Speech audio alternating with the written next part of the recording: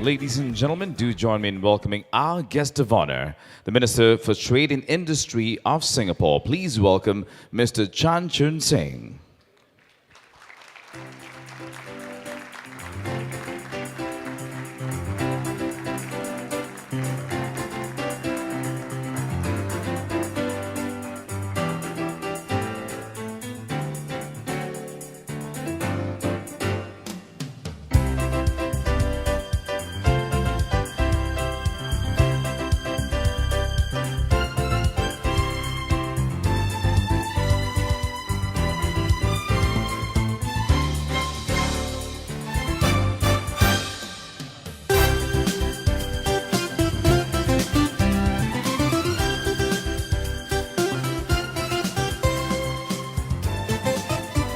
Your Excellencies, distinguished guests, ladies and gentlemen, a very, very good morning and welcome to the Singapore IEA Forum 2018. Some of us have been here for the past couple of days. Of course, we've got joiners here this morning as well. Let's start by welcoming one and all with a big round of applause, shall we?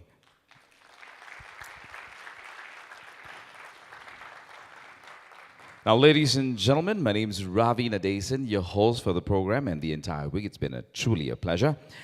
Now, I'd like to bring you to the forum we'd like to make this forum as interactive as possible. We'd like to ask you or introduce to you, for those of you who haven't already known about it, Pigeonhole Live, our platform which will allow you to pose questions directly to our speakers, to view the day's agenda, and of course, to give us your invaluable feedback along the way. For those of you who haven't already done so, we'd like to invite you to log on to the URL link, which you can see on the screens in front of you right now, www.pigeonhole.at/SGIEA 2018 via your web browsers. Now, ladies and gentlemen, we will go through the questions during the panel discussions through Pigeonhole Live as well, so we encourage you to do so. It is now with great pleasure that I invite Mr. Chun Singh, Minister for Trade and Industry of Singapore, to deliver his welcome remarks. Ladies and gentlemen, Minister Chun.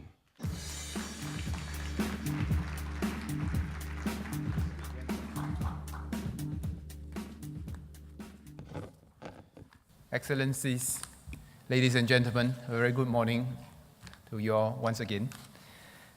Let me first extend a warm welcome to all of you to the second edition of the Singapore IEA Forum. Singapore became an associate country to the IEA in 2016. We were one of the 7 IEA association countries.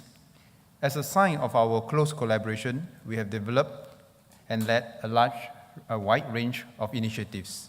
These included knowledge sharing and capacity building that have benefited the region.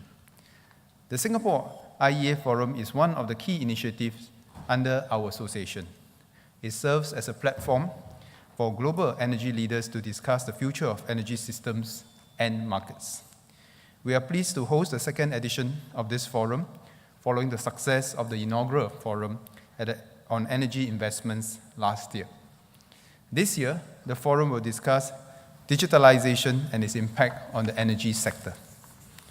Digitalization is the key to new architectures of interconnected energy systems.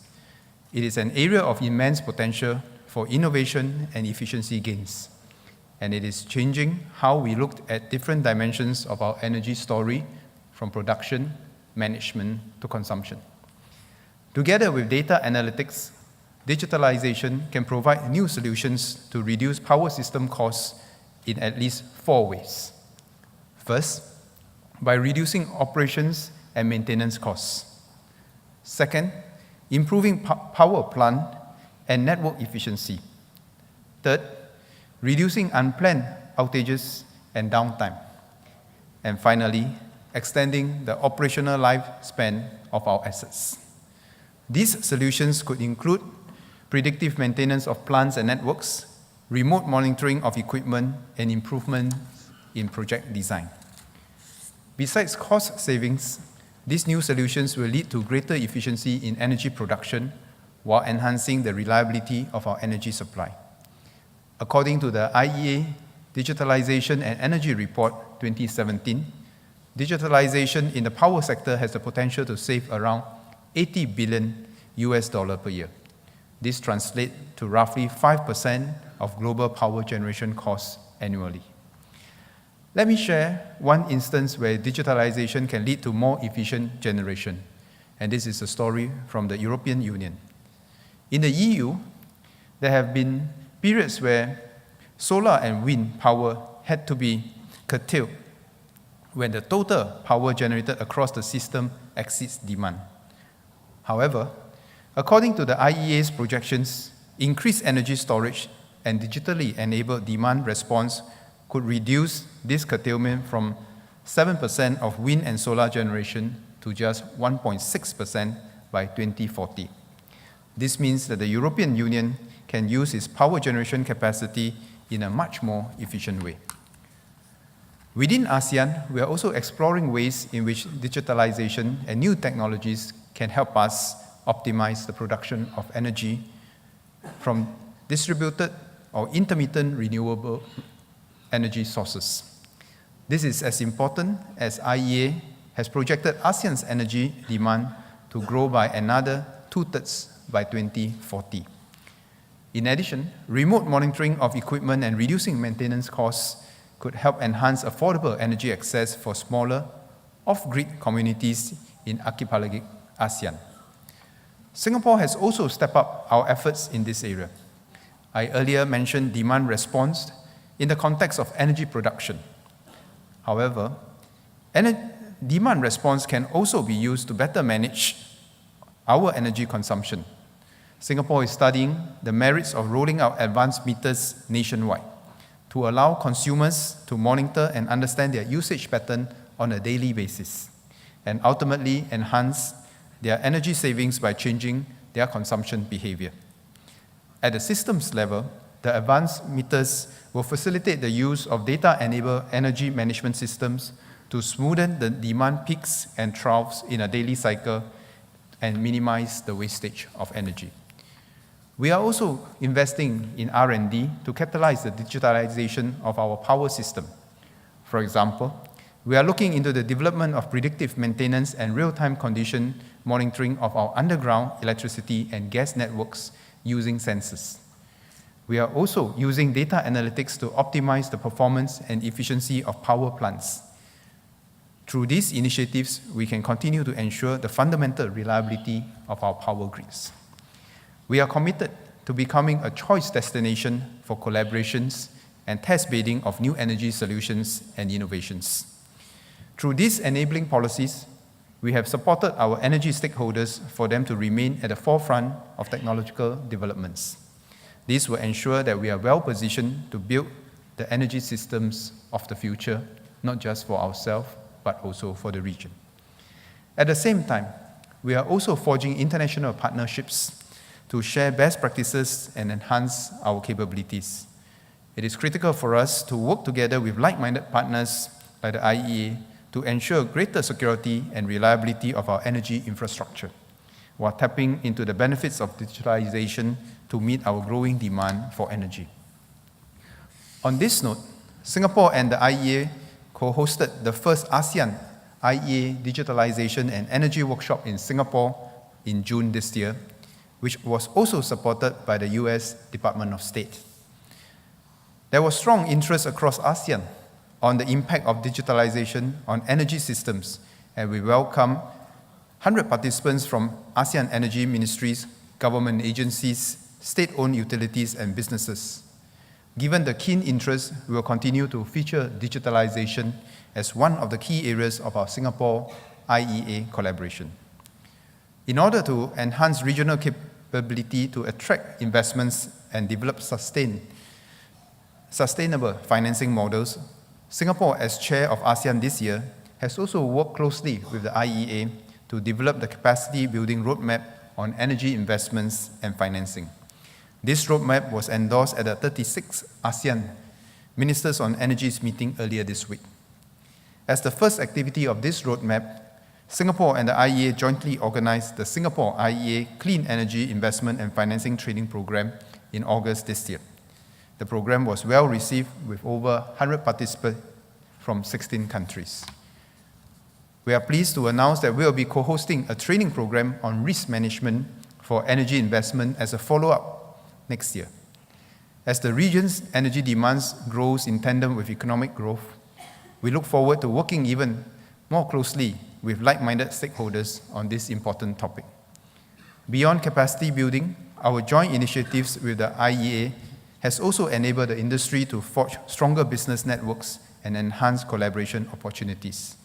This has benefited both regional and Singapore-based companies and allowed them to profile their expertise to the international energy community.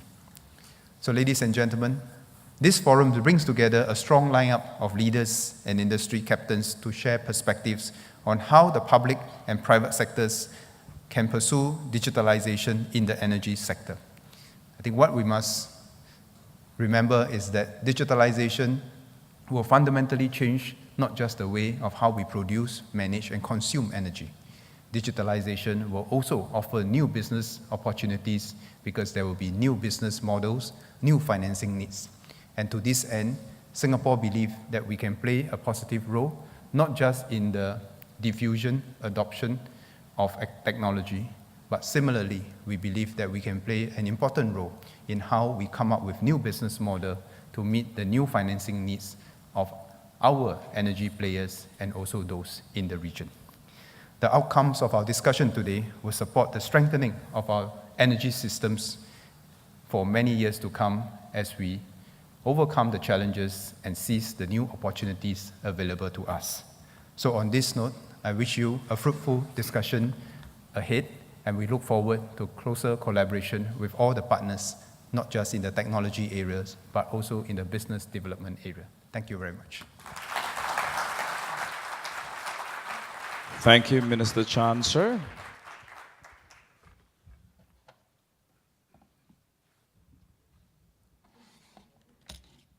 And now, ladies and gentlemen, we have a presentation on transforming energy, assessing mega trends in innovation and evolution of energy system. Doing this presentation, we have the head of Asia Pacific and Partnerships of IEA. Please welcome on stage Ms. Yoshida.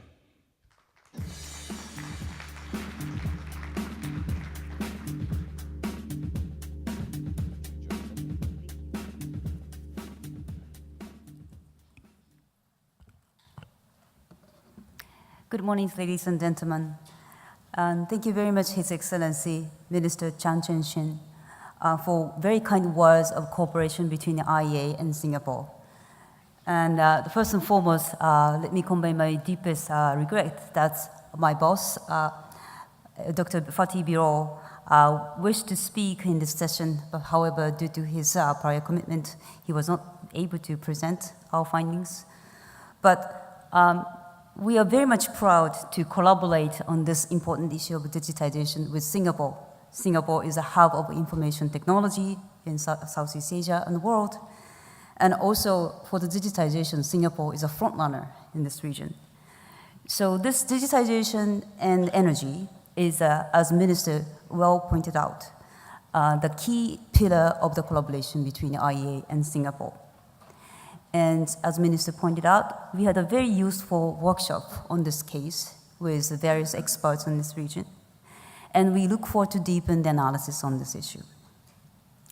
So we would like to go to share some of the major findings of our reports, which we released here. So why IEA is doing the analysis on the digitization? Because digitization has significant impact on the energy. And we are the experts of the energy, and we are looking at various aspects of digitization. For example, we do analysis on the EV, we do analysis on the smart charging, we do analysis on smart grid, which is impacted significantly from digital technologies. So therefore, we thought that it is a good idea for us as energy experts that we conduct a comprehensive analysis on the impact of energy, on the energy from the digital technologies, and see how the world is changed by the digitalization. So let me begin my a presentation from how speedy and how immensely this change is coming up. So the scale is astounding. So I would like to present the size of the change. So you see in the very small dots, you will not be able to see probably, in 1987, this is the data on the internet data traffic, which is 1987, you wouldn't even see the dot, but now in 2017, it's expanded into 1.5 zettabyte. Zettabyte means this 1.1 is followed by 21 zeros. So you will see the enormity of the increase of the data trafficking.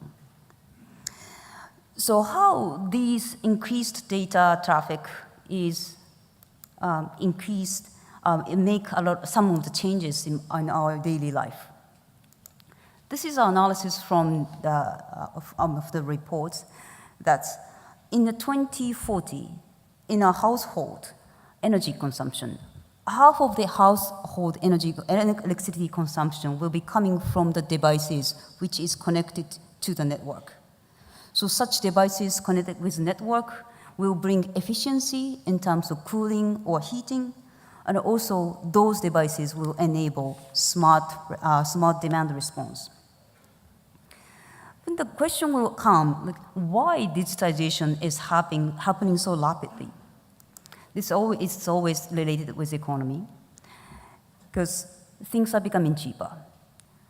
Sensors is becoming cheaper, and data transformation is expanding widely, and the AI and machine learning is becoming available for more and more people.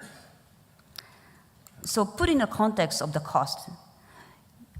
So this green line and blue line talks about the PV, the cost of the battery, which is the green line, and the blue line shows the PV. But the lower bar, which you see in the red line, is the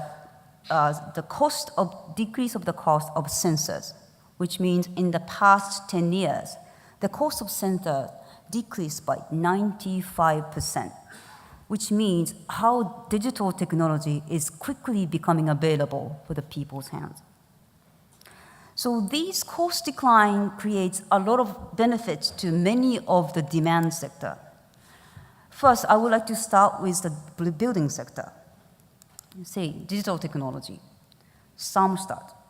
These thermostats will tailor the temperature of the room or lighting of the room, depending on where you are, and optimize the energy use. And those smart devices, we analyzed the world in 2040. With these technologies, we can increase energy efficiency by 10%. Then the other sector, which is the transport, which has a significant impact of the digitization technology. Digitization impact in transport in two ways. One is the automation, and the second is connectivity. On the issue of road freight and logistics, we issued a publication called Future of Trucks, which analyzed road freight and logistics and how digitization technology will impact this area. So in this report, freight and logistics will be significantly affected by the digitization technology, so-called platooning, so which can optimize the safety of the drive and fuel efficiency. In this report, we found that with those digital technologies of platooning, we are able to reduce the energy use by 20 to 25%, which is a good story on the transport side. However, in the next slide, I would like to point out there's a lot of uncertainties in terms of the impact of the digital technology on the transport. Digitization enhanced personal mobility. Typical example is Uber. You will call a car by clicking your smartphone and call it, and then it will significantly increase your convenience. But in this case, one of the typical example will be the driverless car. You do not need a driver, but at the same time, you see a lot of uncertainty on these services. Still, the safety needs to be examined. Also, how to respond to the regulation and liability issues are something we need to tackle and resolve. So much more difficulty is that, so how the digitization can impact the people's behavior. It is true that digitization can optimize the use of the transportation. In this case, if it works well, it will decrease energy, it will decrease the use of energy in transportation by half. But on the other hand, digitization could increase the demand because the service is becoming much more convenient and you would like to click your smartphone and call the taxi much more often. So in that case, energy demand will increase twice as much.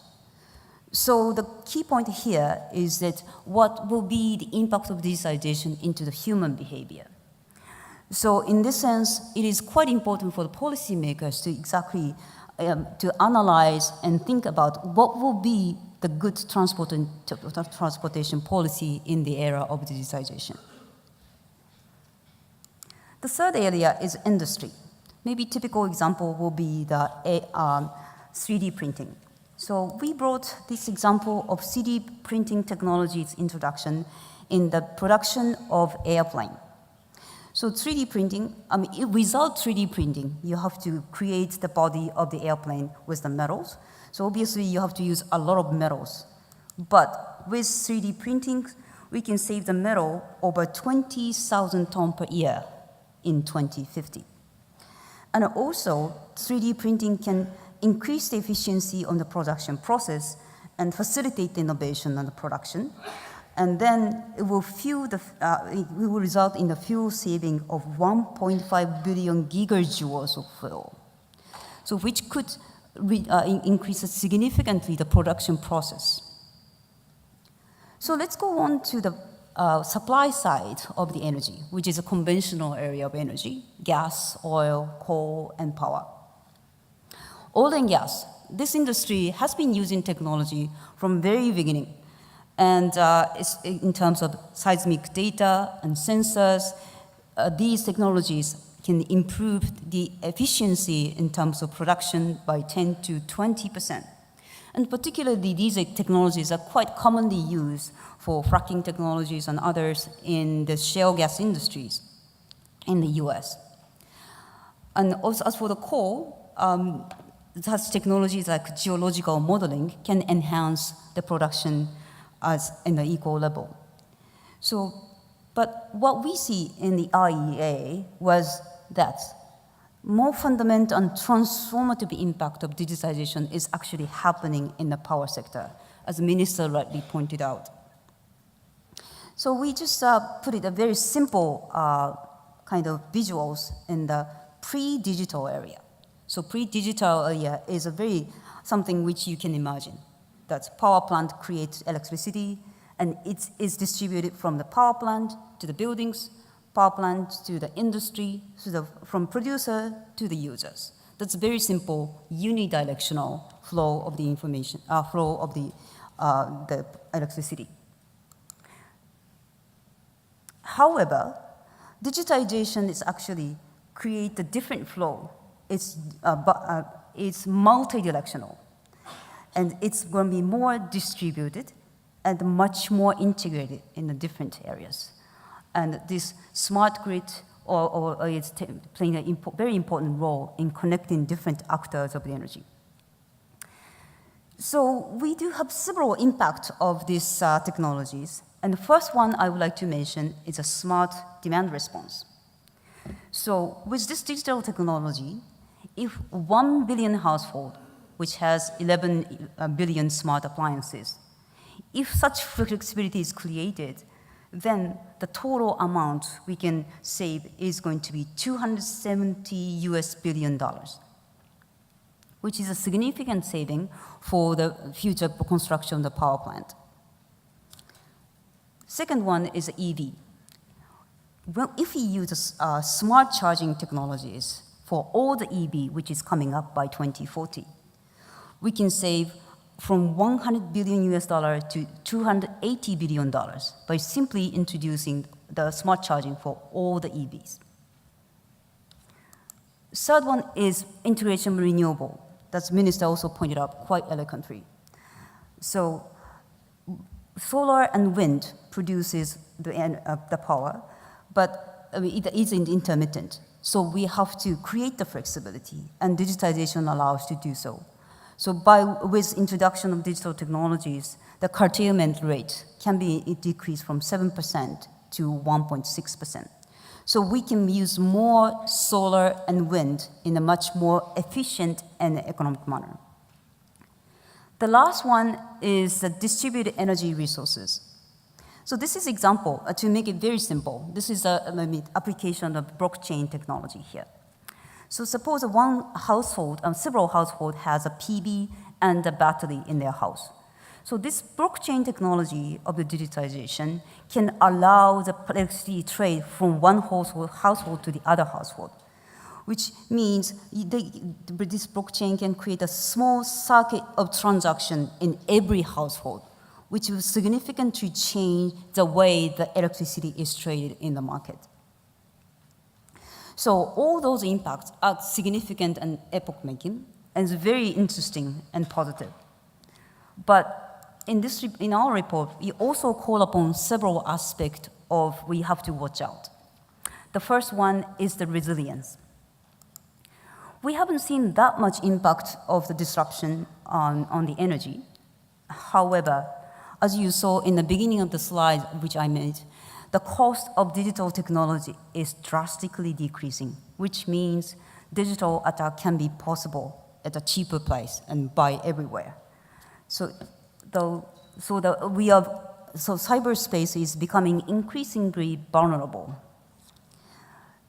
So in this case, it is impossible to protect 100%. I mean, it's impossible to be 100% proof in terms of the cyber attack. So you have to be prepared that attack can happen anytime, anywhere. But be prepared and be proactive, and then be resilient. It is very abstract, but that's the nature of this threat. So then the other aspect, which is the privacy, which is almost astounding. So I brought this interesting case from one UK household, which is the use of electricity in a household, which was taken from the smart meter. So you can see a lot of spike, which shows the use of electricity appliances in your household. And then it is not at all difficult to predict what type of electrical appliances this household was using. For example, small blip is fridge, kettle, toaster, washing machine, oven, and again, kettle. So it is quite revealing how easily you can sneak in the private life of a human being. So it is almost astounding. It is quite important those detailed movement of the use of the electricity can be useful for optimizing the use of electricity. At the same time, it completely reveals your privacy. And if such kind of information is in the wrong hands, it is quite disturbing for your privacy, as well as even for the safety of the human being. So from the perspective of policymakers, it is very important that we have to address such issue of the privacy by aggregating the data or anonymizing the data, while maximizing the opportunities or energy saving in this regard. So this is my last slide. So in this unknowing, very complex world of digitization, we cannot completely come up with a good proposal, a good policy recommendation which fits for every single opportunities. However, we came up with no regret policy. So these are the 10 proposals. First one is typical. Train the people, endow the good knowledge within your staff. But I think that the third and fourth proposal I would like to stress is building flexibility to policies that accommodate new technology and development. That is because what we found in the digital technology is that it's an interaction, that what digitalization creates, an interaction between the technologies and human behavior, and which is unknown to many of the world. So in order to cope with that, be prepared and be flexible and see and observe what kind of change is happening in your society. And in the same token, proposal number 4 is experimenting, learning by doing. Because many of you policymakers might need to take several policies, but what type of policy will give what type of incentives and disincentives to the people's behavior? It's extremely difficult to know. So therefore, it is quite important to experiment in small case, and then learning by doing and improving the policy I think is the wisest approach. Number 7, monitor the impact. As we saw in the example of transport, there is no way to know whether digitization can save the energy or increase energy use. So keep monitoring and find out how this digitization technology will impact your industry, your policy. And number 8, again, resilience. It is very important. Cyberspace is becoming more vulnerable, and therefore, building resilience, build a good system is quite important. But fundamentally, there is no perfect solution, as I repeatedly saying. And this digitization issue's typical point is that this impact will happen in every sectors. So it is important that we have to break the silos. Industry needs to talk to each other. Government, different ministries needs to talk to each other. The governments to government talk to each other and learn from the different experiences and finding out what will be the lesson you can learn from the other countries or other industries or other governments. So this is our recommendation, but I think today's forum is the first step to do that. I'm very much impressed that the distinguished panelist on here for this forum is going to show and share the very precious examples of your industry and in your country.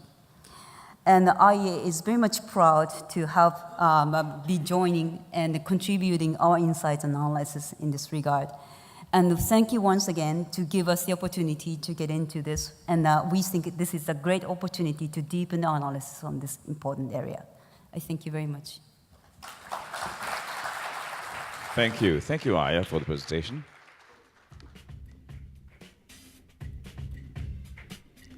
Incidentally, you may like to know that Aya will be in one of the panels a little later on. We now move on to the first panel of the day, ladies and gentlemen. The discussion topic is the smart digital energy system of the future. What does it look like and how do we get there? Now, I'd like to invite our illustrious panelists up on stage. We have Paul Maguire, CEO, ENGIE Asia Pacific. Wong Kim Yin, Group CEO and Director, Singapore Power Group. Piyush Gupta, Chief Executive Officer and Director, DBS Group.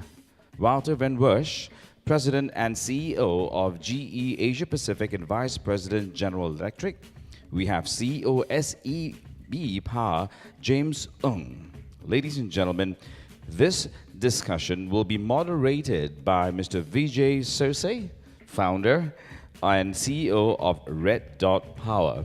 This is the first panel discussion, ladies and gentlemen. As I mentioned in the earlier part of the day, we'd like to invite you to log on to Pigeonhole Live to have your questions delivered through that, and we'll address it as soon as we can. We also have roving microphones for you to raise your hands and, of course, ask for that question live.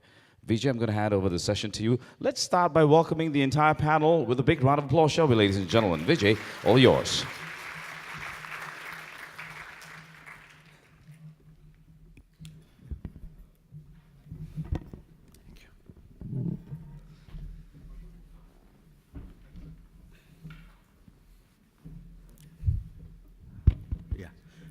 Thank you very much. Really appreciate your time here. And I'm quite privileged to be the moderator and of such a distinguished panel here. Absolutely experts and the top leaders in their own industry space. And for me, it's just an interesting opportunity to explore what is actually new in the energy space, where are we moving, where we are and where we're moving forward, and what the new energy in, future look like. The theme is Smart Digital System of the Future. What is it look like and how do we go there? Basically, the futuristic energy landscape. Current energy systems, as we all know, were actually built over a period of almost like many decades. And there are some tweaks here and there, but still the vertical integrated energy model is quite prevalent in most of parts of the world. That's significantly changing, and we are looking at a significant disruption in the disruptive transformation in the form of regulatory action to address climate change issues, empowered and demanding customers, wide-scale deployment of renewable energy distributed generation resources, increased cyber attacks, privacy concerns, data management issues, and evolution of new technologies, products in the energy value chain or energy ecosystem, which is significantly disrupting the way the energy is looked into and how we use it, how we manage it. The above disruptive forces needs to be addressed to meet the challenge of the energy dilemma of a sustainable, affordable, and reliable energy system. And within this, there's a significant data, the voluminous data sets. What do we do with the data? How do we use the data for the end user customer satisfaction or consumer satisfaction? That's a critical thing right now. With this background, I would like to introduce a very distinguished panel, starting with Paul Maguire, from CEO of ENGIE Asia Pacific, and Mr. Wong Kim In, Group CEO of SP Group. Then Mr. Piyush Gupta, CEO and Director of DBS Group. Then Mr. Wouter Van Wersch, President and CEO of GE Pacific and Vice President General Electric. And finally, we have James Wong, CEO of Sarawak Energy, Malaysia. So let me start with my first panel discussions points, to start with Mr. Wong Kim In of SP, to provide his views about being the leading energy ecosystem player in Singapore, your perspective on the themes of the panel themes about what's the future of energy and its the data integration into the whole value chain. Thank you. Very privileged to be here. SP Group, of course, is the network company in Singapore serving power and gas to everyone. We are in this forefront of technology change, right? And I don't have to elaborate about that. A colleague from IEA, very comprehensive presentation just now, and I agree with almost everything that she said. So not borrowing from her thunder, the future energy delivery system, nobody has a crystal ball, but there are certain trends that I believe are irreversible. We've been discussing this at our board level for multiple years now. One of the things that you can see clearly is decentralization, right? Or the future system will be a lot more distributed, right? And it really coming from technology, because you have got distributed generation in the form of solar, in the form of wind, and increasingly the intermittency problem is being dealt with by storage, right? So once you have that, a much more decentralized system can come about. And the other major theme that we can see a future energy delivery system and driven by climate change and so on is decarbonization. It has to decarbonize. You know, increasingly you are seeing people willing to put value against it, right? People tax carbon.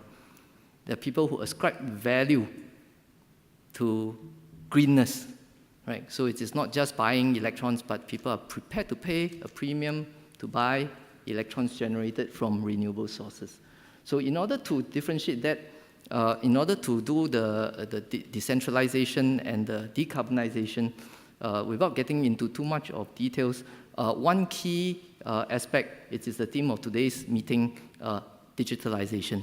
Without the digitalization, you will not be able to get the solar panel to talk to the battery. You will not be able to get consumers to match their demand with the supplier of that demand. So in the future, with a lot more decentralized systems or microgrids, whatever you call them, the producers of power might be having a direct interaction with the consumer, sometimes cutting out the grid, right? So, but sometimes also the grid is playing that integral role in allowing the interaction, providing the robustness, right? So instead of a hub and spoke, centralized heavy power generation, thick wires going all the way to the ends and a thinner wire, it will be much more a spider web whereby individual nodes can interact with each other. And all that powered by digitalization. So if I may, just summarizing a bit, decentralizing, decarbonizing, and of course, powered by digital. Great, thank you very much. Just today morning, you signed an MOU, SP and JTC signed an MOU on the smart township in Pongol area. Is that something which you would like to elaborate on how this digital integration would support the smart city development? Yes, that's exactly an example whereby, within the Pongol precinct, we are hoping that working with JTC, who will be the owners of some of these assets like solar panels and batteries, then we can work with them to build the energy layer, whereby then we will collect the data, we'll put in sensors, we will help them and the consumers in Pongol save energy by matching demand and supply real time, by shaving peaks, by giving them information to change their behavior.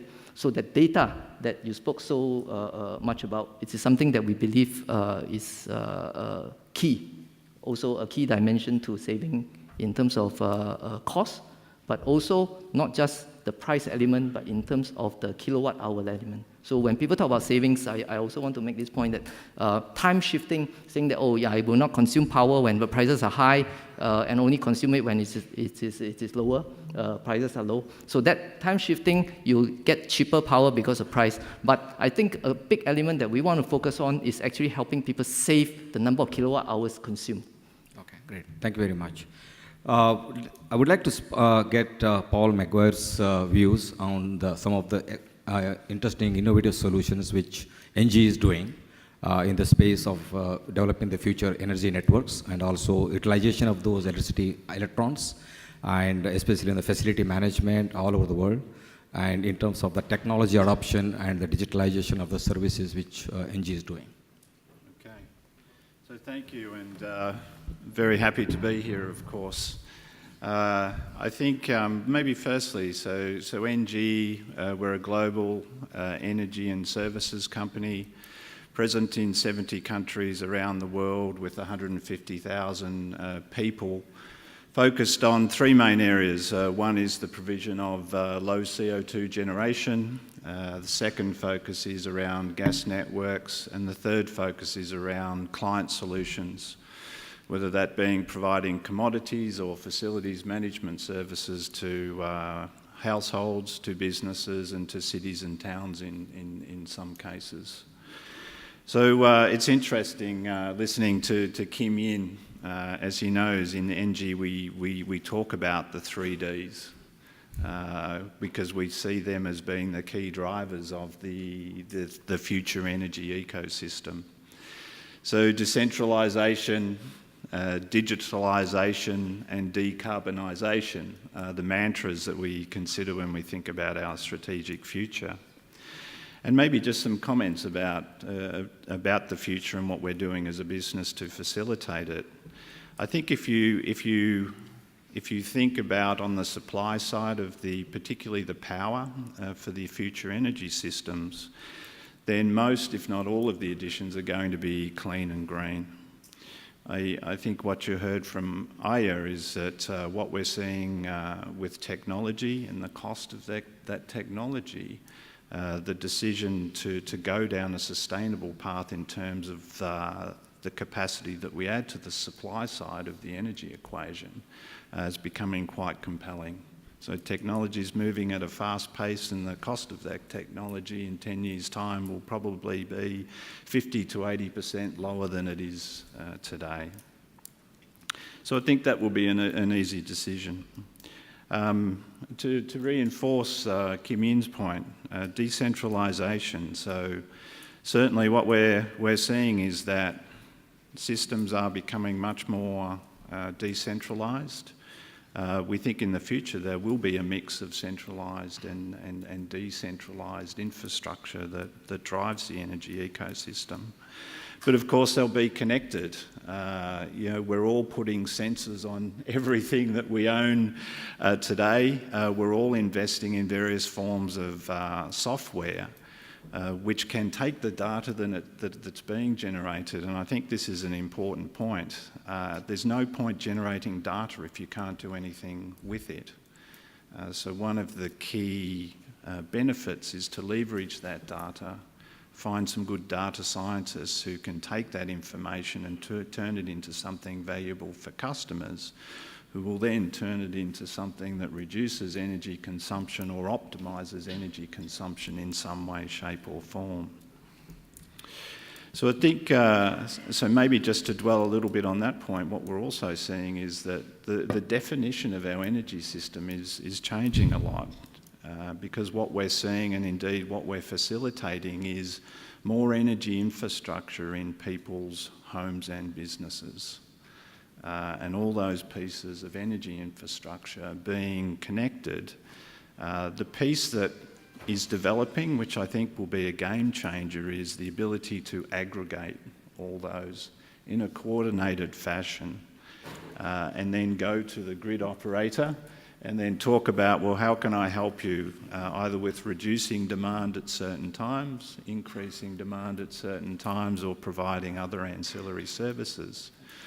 So what you will see is that the definition of the energy ecosystem will be much broader, because we'll, as businesses or individuals, we'll have solar PV, we'll have electric vehicle charging points in our homes, we'll have some form of battery storage, the air conditioning units that we have and the hot water units will all be connected, and we'll all be able to play a role into the energy ecosystem.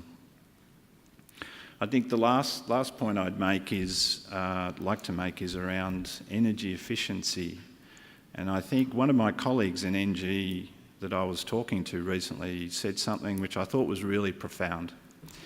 He said to me, Paul, I think the greenest form of energy is that piece of energy which you don't use. So reducing demand for energy is probably the greenest form of solution that we can provide. So that's why I think when there's future discussions around policy and those sorts of things, that what we see happening with the energy efficiency standards for buildings, particularly new buildings that get constructed, what we see happening in particularly here in Southeast Asia. It's hot, it's humid. There's a lot of demand for air conditioning, and people are urbanising. One of the mega trends is more and more people are living in cities. So as we talk about Punggol and talk about district cooling as being one of the possible solutions, you've got to look at that sort of technology, because depending on the circumstances, you might get 20, 30, 40% efficiency gains. So I think this is, and again, it's something that ENGIE as a business is very keen to do.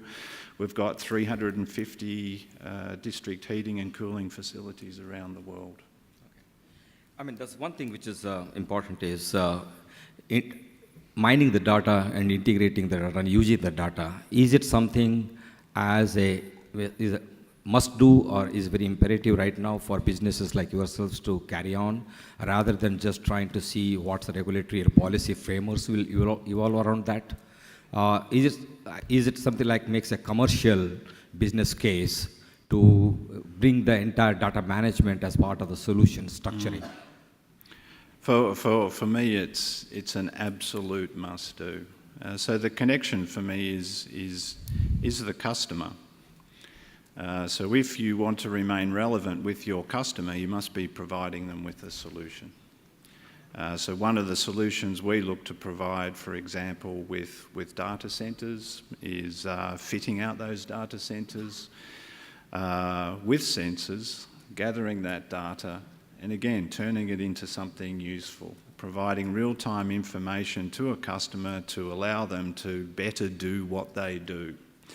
And I think at a personal level, you know, if you want to be successful as a business, you must own the relationship with the customer.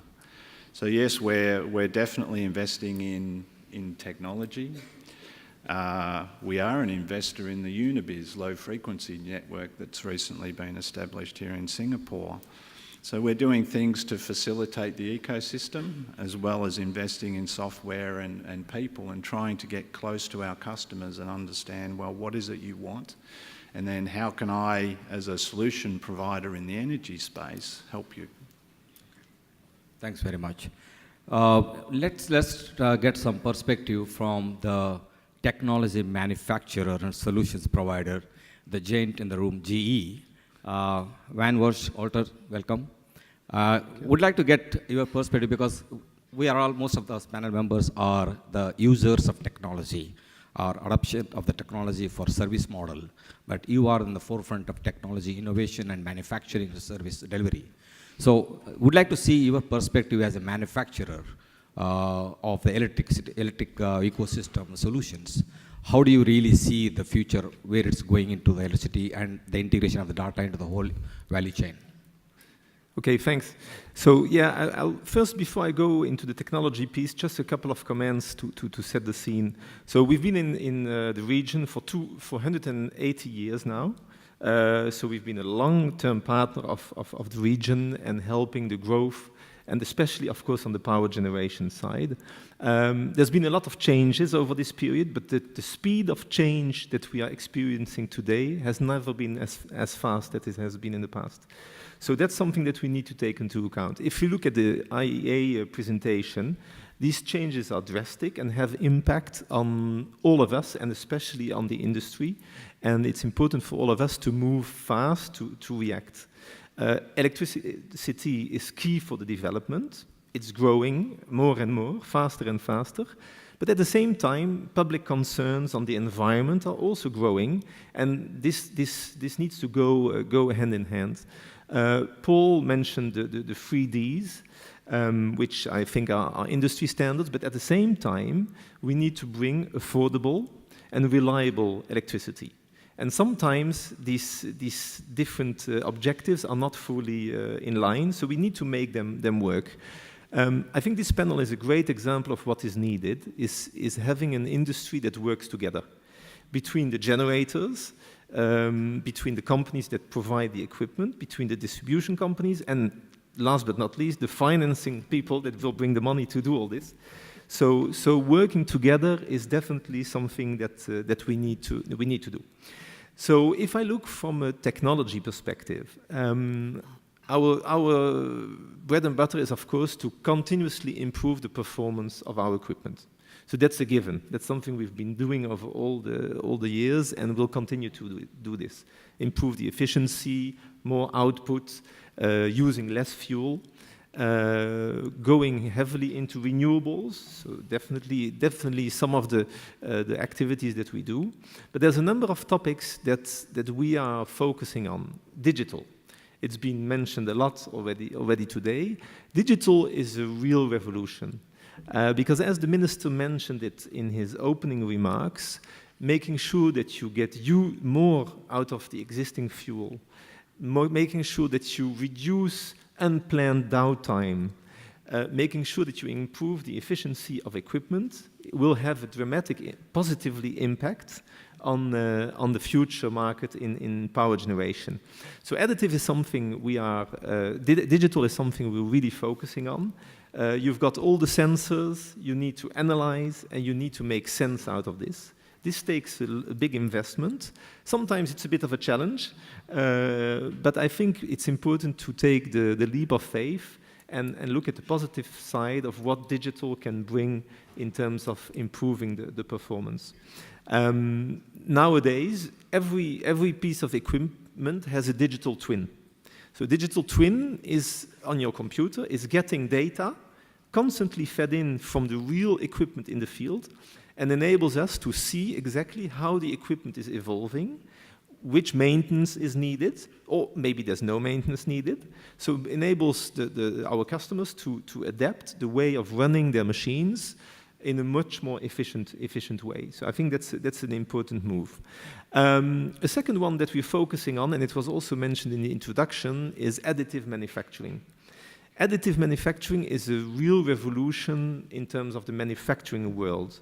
Because now, instead of casting pieces of equipment, you'll be able to print them, which is faster, more efficient. You will generate stronger parts, lighter parts. There will be less waste. So that's a huge transformation in terms of the industry. And it's not only touching the power generation industry, it's touching, of course, the grid, the aviation, healthcare. Additive is something that we believe in a lot. We've been doing it for a long time, actually, in Singapore, already 10 years when we started. But now it's really gone into a much faster pace. And if I look at our latest H turbines, they have key components that are printed at this moment. And I think that's a big revolution that will impact our industry. To give you a sense, we also developed recently a latest turboprop engine, so for an airplane. In the past, you had 800 pieces. Now we're printing 12. Can you imagine? That's a big change, and that's a big improvement in terms of strength and cost also in the life cycle of an engine, but the same is happening in gas turbines or steam turbines. So that's the second big transformation, digital additive. And the third one is, of course, storage. I think that with the more intermittent renewables coming in, being able to cope with the intermittency is a key. There's still a long way to go, I think, in terms of storage. But here again, there's a lot of progress that is being made. We launched recently what we call our energy reservoir, which is a capability in a container. You can generate 1 megawatt for 4 hours, or 4 megawatt for 1 hour, and it's scalable. So you can put 1, you can put 10. So it's a first step. I think this will help a lot the utilities around the world. But there's definitely more to be done. Just to conclude, I think change is huge. I think altogether we need to also work to get the right skills for the future.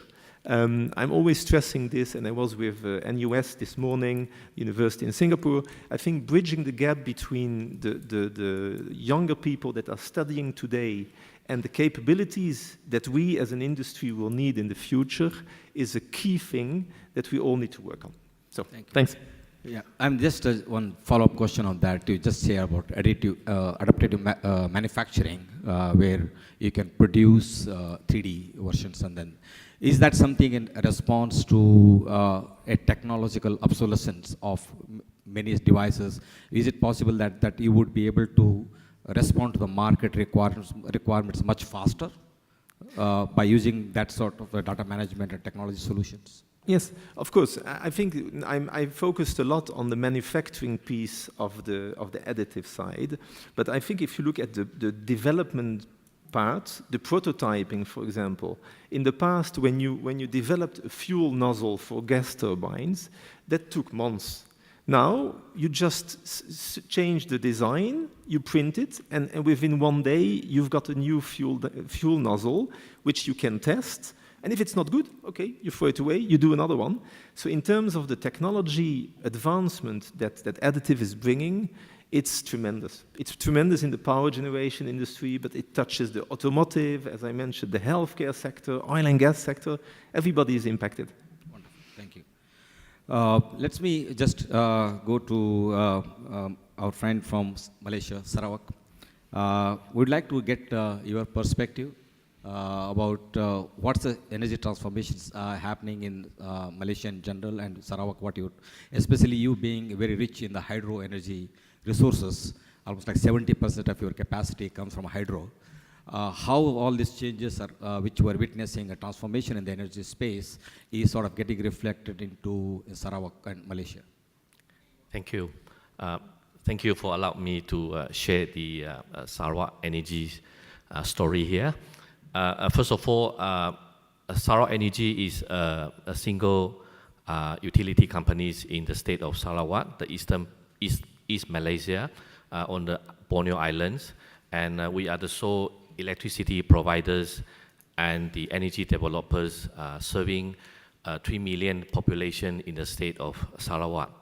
And today, our generation mix, as Vijay correctly mentioned, is 75% renewable hydro and 25% from a thermal of gas and coal generations. So we aspire to be one of the leaders in the hydroelectricity developers as well as operators. And today, because of our high prominence hydroelectricity generation mix, we are actually a significant carbon emission reduce contributors to Malaysia as a whole.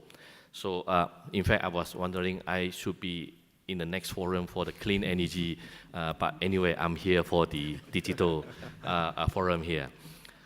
Okay, coming back to digital aspirations, first of all, I think Sarawak Energy is a conventional utility company. We have the generations. We start with generations. We have transmission. We have distributions, and we have the retail arms of our business. So today we also export power to West Kalimantan, our neighbors in Indonesia. So we aspire to continue to move on to become one of the regional power players at least on the Borneo Islands. So digital economies continue to be of mindful in Sarawak Energy management. So in fact, we have came up with multi-year frameworks of digitalization roadmaps, and that will stretch. I think we have now stretched a digital roadmap of up to 5 to 7 years for us to be humble enough to start from where we are today, and our aspiration is, of course, to provide affordable, renewable, and sustainable energies to the people in Sarawak and on the islands of Borneo. And our key strategy in our digital value actually start with the first one, what we call fit for purpose. Okay, fit for purpose. So if we look at our generation fleet of today, we have some generation fleet which are 30 years old. Some are 10 years old. So which are the facilities that we want to go for digital? So I think there is a value that we need to look at, the fit for purpose, that we need to first screen through on where are the areas that we need to embark on our digital activities. So for instance, a 30 years old hydro plant in the remoteness of the jungle, do we want to digitalize it because it was designed on analog basis? And after 30 years, we think this facility will give us another 50 years value. So let's go and do it and digitalize it so that we can improve on the operational excellence. Yeah, this is fit for purpose. And as we move on with our fit for purpose, then we will have to look at the next level of data. So data is a key element of digitalization, and we put data as our strategic asset. So we have been talking about asset management for years and years, and data has never been one of the asset management in the past. So now we say data is an important asset. So it falls into our key asset management portfolios. So we do a lot of data cleansing as of today.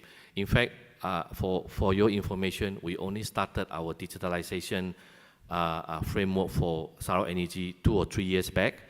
And over the last few years, we have found that, in fact, by just cleansing the data is a very difficult task. With all the facility that we have today, just to do the fundamental data cleansing itself is a big task. And we are continue to do that as we go along. And then we have to look at the people. We say digitalization is a new way of doing things. Okay, Sarawak Energy being a conventional utility companies, so everything has been done conventionally, and digital is a new thing. So we have to make sure that our people are being well trained, we have the right capability, we have the right competency in attacking these new digital worlds. So this is why we call, this is a new way of doing things for our peoples.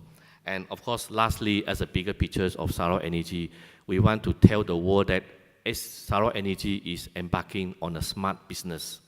So digitalization is actually a smart business from the corporate levels, at the generation levels, at the transmission levels, and at the distribution and the retail levels. So as a whole, we want to embark ourselves saying that yes, there's no way about it to go into the future world of smart business.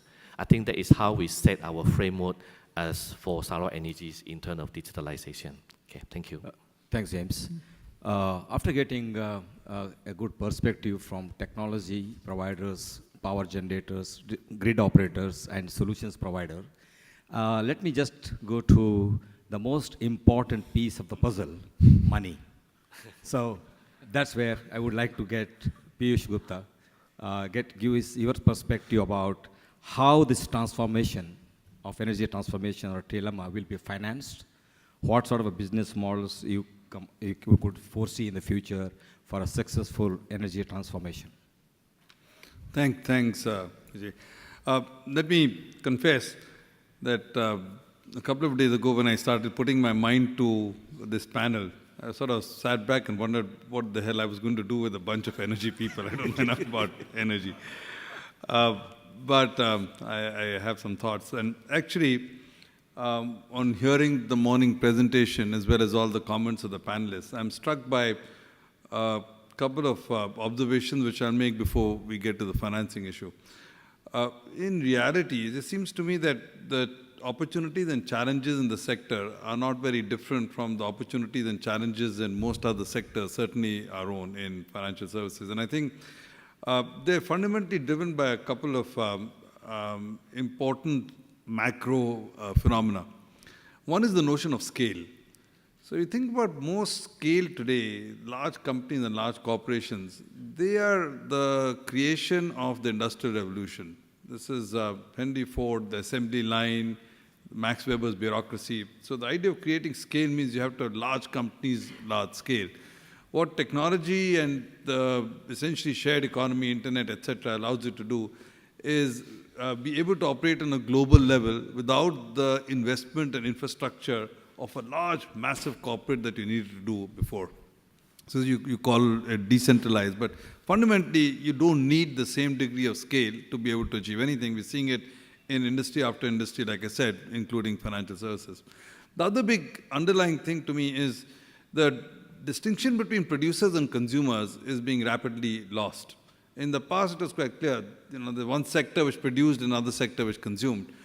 So what happens when the consumer becomes the producer? Again, it's happening in financial services. The P2P lending model says the households are normally supposed to save, companies borrow, but now the households sort of wind up making loans as well.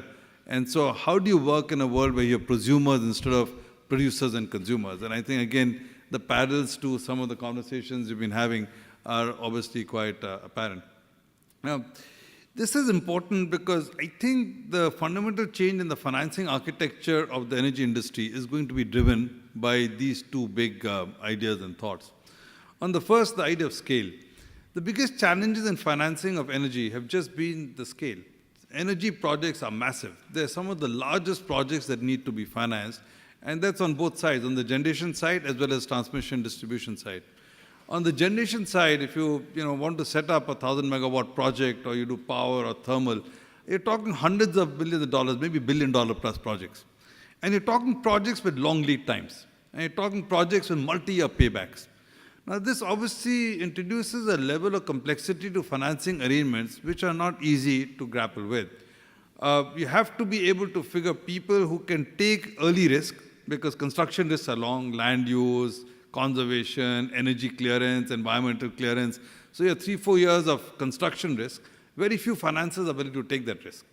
As a consequence, you have only a very specialized bunch of financiers who go into the space, so you have limited supply. In all of Asia, there are half a dozen banks which do project finance in the energy space.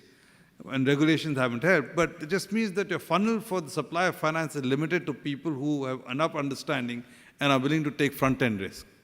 Similarly, you have a lot of problems because the project goes so long that you're taking a lot of regulatory and risk of policy change. So typically what happens is you have a PPA signed, and the next government comes in, and the next government doesn't want to renew the PPA at the same terms. And so the financier is taking the risk of regime change in between. And that's again a risk which very few financiers are willing to take. So you need to go to multilateral agencies, you need to go to export credit agencies, you go to MEGA, who's willing to take the tail end risk. So it's an interesting situation. The front end risk few people are willing to take, the tail end risk few people are willing to take. And that's why financing some of the large generation mega projects starts getting challenging.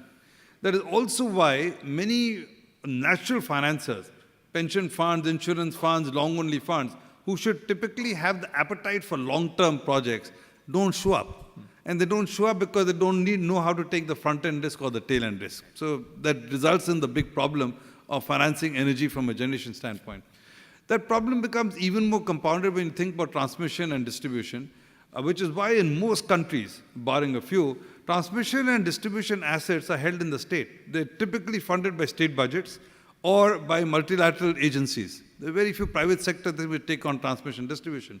The reason for that, they're the most political form of financing, because that's where you're going to charge electricity to the consumer, and therefore no popularly elected person wants to go and hike transmission distribution charges, and therefore you always wind up with the financer getting stuck.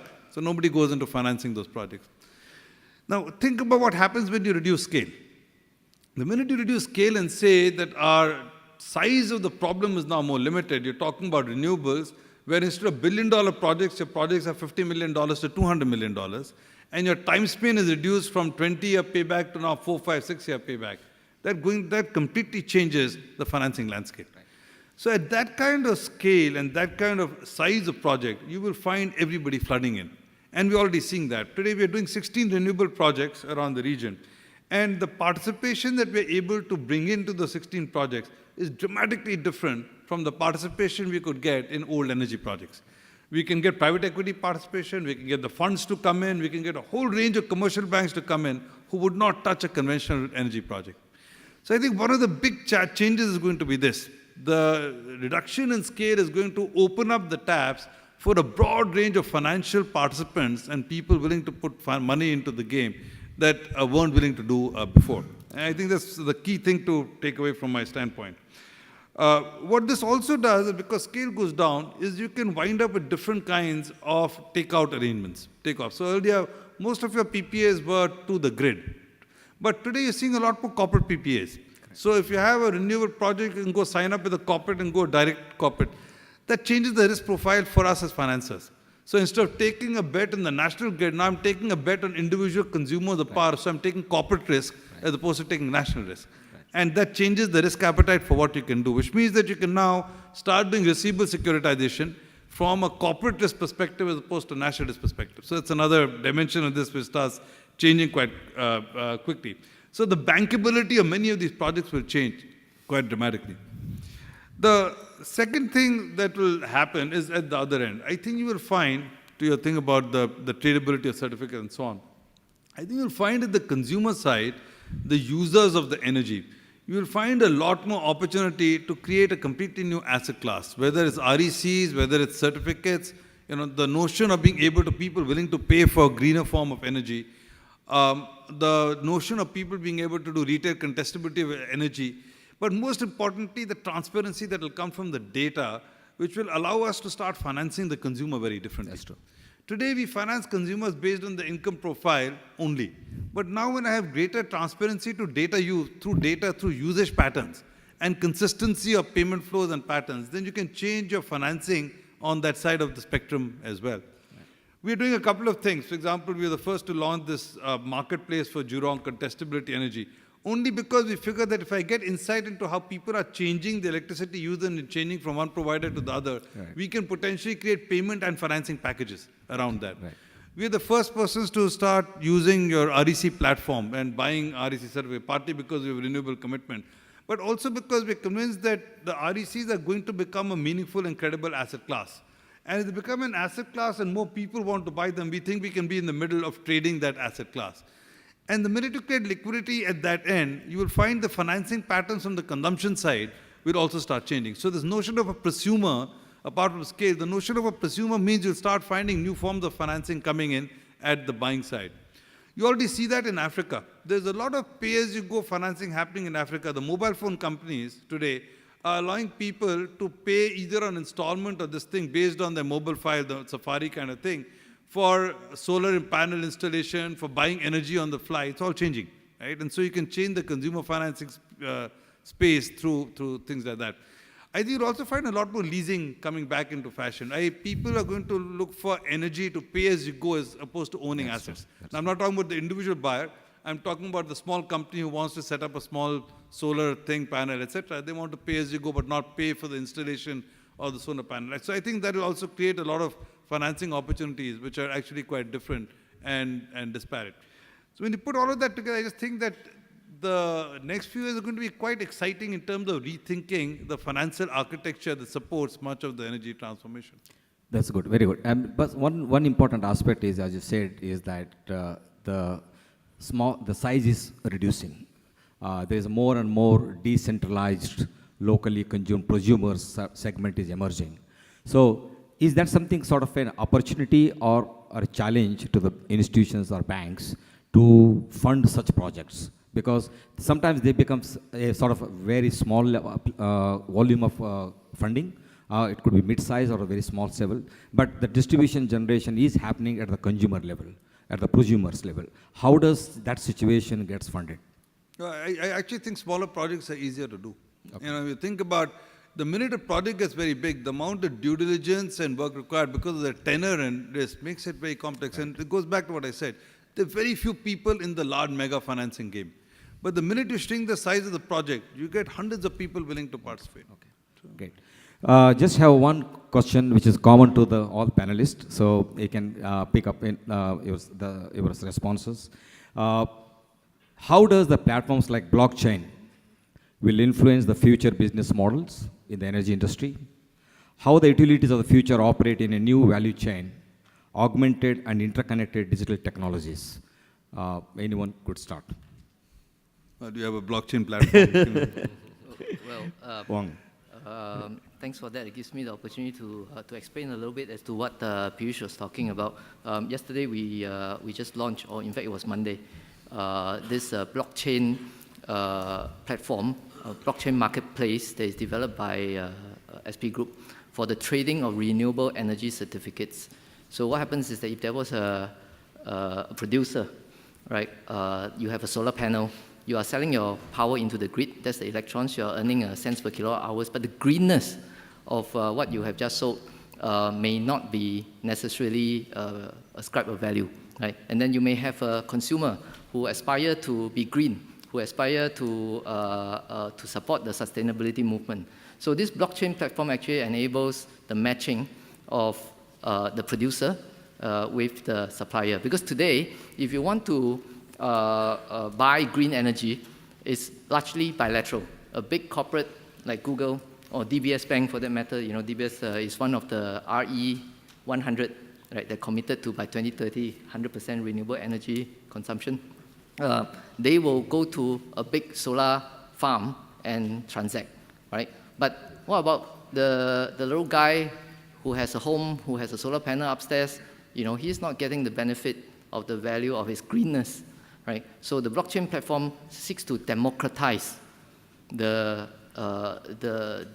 ascribing of value to greenness, right? So if you own a solar panel, you can do it. If you're a small consumer, like myself, yet at home I consume how many kilowatt hours a month, I'm buying it from the grid, or I might be buying it from a retailer. But now, if I think that if I want to do extra, right, I might actually be able to go to the blockchain platform and buy this renewable energy certificates. So I'm just trying to explain what this is about when Piyush was talking about, you know, REC, renewable energy certificates, that's being traded on platform, because it democratizes it, allows more players to come in without the need for a central exchange, right? So it cuts costs. It could potentially also, in the future, we aspire to have it cross-border, so that if you are in Singapore, we may not have enough of solar panels that produce enough of RECs, but my counterpart in Sarawak Energy, he has got a lot of hydros over there, right? So maybe the Singaporean consumer can buy through the blockchain REC that is produced by Sarawak Energy. Sure. So by doing that, suddenly it will propel the movement forward. I'm giving this as an example as to what this blockchain can do. It really democratizes the interaction between producers and consumers, and it blurs the line of the traditional industry structure, which was what Piyush was talking about just now. You know, this scale being smaller, and also being much more interconnected, being much more the demand and the supply for energy-related products, not just energy, but REC and energy-related products is so much closer to the consumer and so much empowered to the consumer. So blockchain actually empowers. Yeah, thanks. When you have any, when? Maybe just to build on Kamin's point, I think we talked a lot about digitization, which has a huge potential. But of course, the more you network equipment, the more you also become liable to risks and people that have wrong intentions. So the security of the piece of the digitization is a key one. And we do believe that blockchain can be a way to improve the security in the digitized, interconnected world. Okay. James? Yeah, this is talking about the selling of powers. So I think Sarawak Energy has been always aspiring to become the powerhouse interconnected within the ASEAN countries.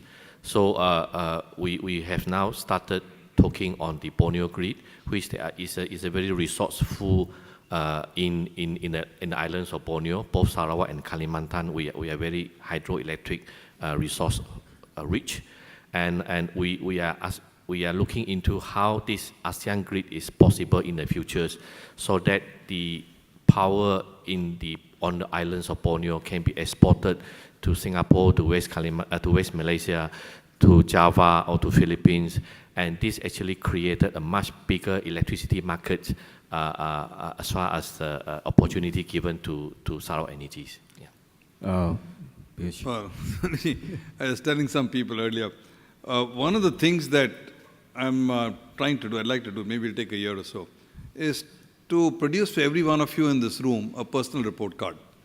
And the personal report card will be based on your credit card and your debit card consumption patterns. And I know, you saw that earlier chart, you said, you know, when the toaster goes, when the kettle goes. I know more about that than your credit, your thing does. I know everything that you do. I know what you like, I know what you buy, I know when you buy it, I know who you buy it from, I know when you go on holiday, I know when you'll go for your next holiday, I know where you'll go for your holiday. So we know everything about you. We're like Big Brother. But one of the things we want to do, by the way, we have a very clear framework for what we use and what we don't. But one of the things that we do want to do is create a carbon report card, which says based on your consumption pattern, you know, how many times you fly, which car, how many times you take the car, how many times you fill fuel, and so on. So how much is your total carbon emission at an individual level? Now then, after that, I'm hoping each of you will feel guilty. And then after you feel guilty, I'll let you buy salvation. And the way you buy salvation is to buy his RECs or to buy his hydro RECs. And so if I want you to be able to buy that REC certificate which says, I produce so much carbon, but I'm now buying RECs because he's producing green energy, you can't do that without a multi-country exchange. Right. Multi-country exchange is impossible to put up. But the blockchain lets you do that. So if I have a blockchain solution, I'll put all of these and let you buy salvation for your soul from him. Good. Paul?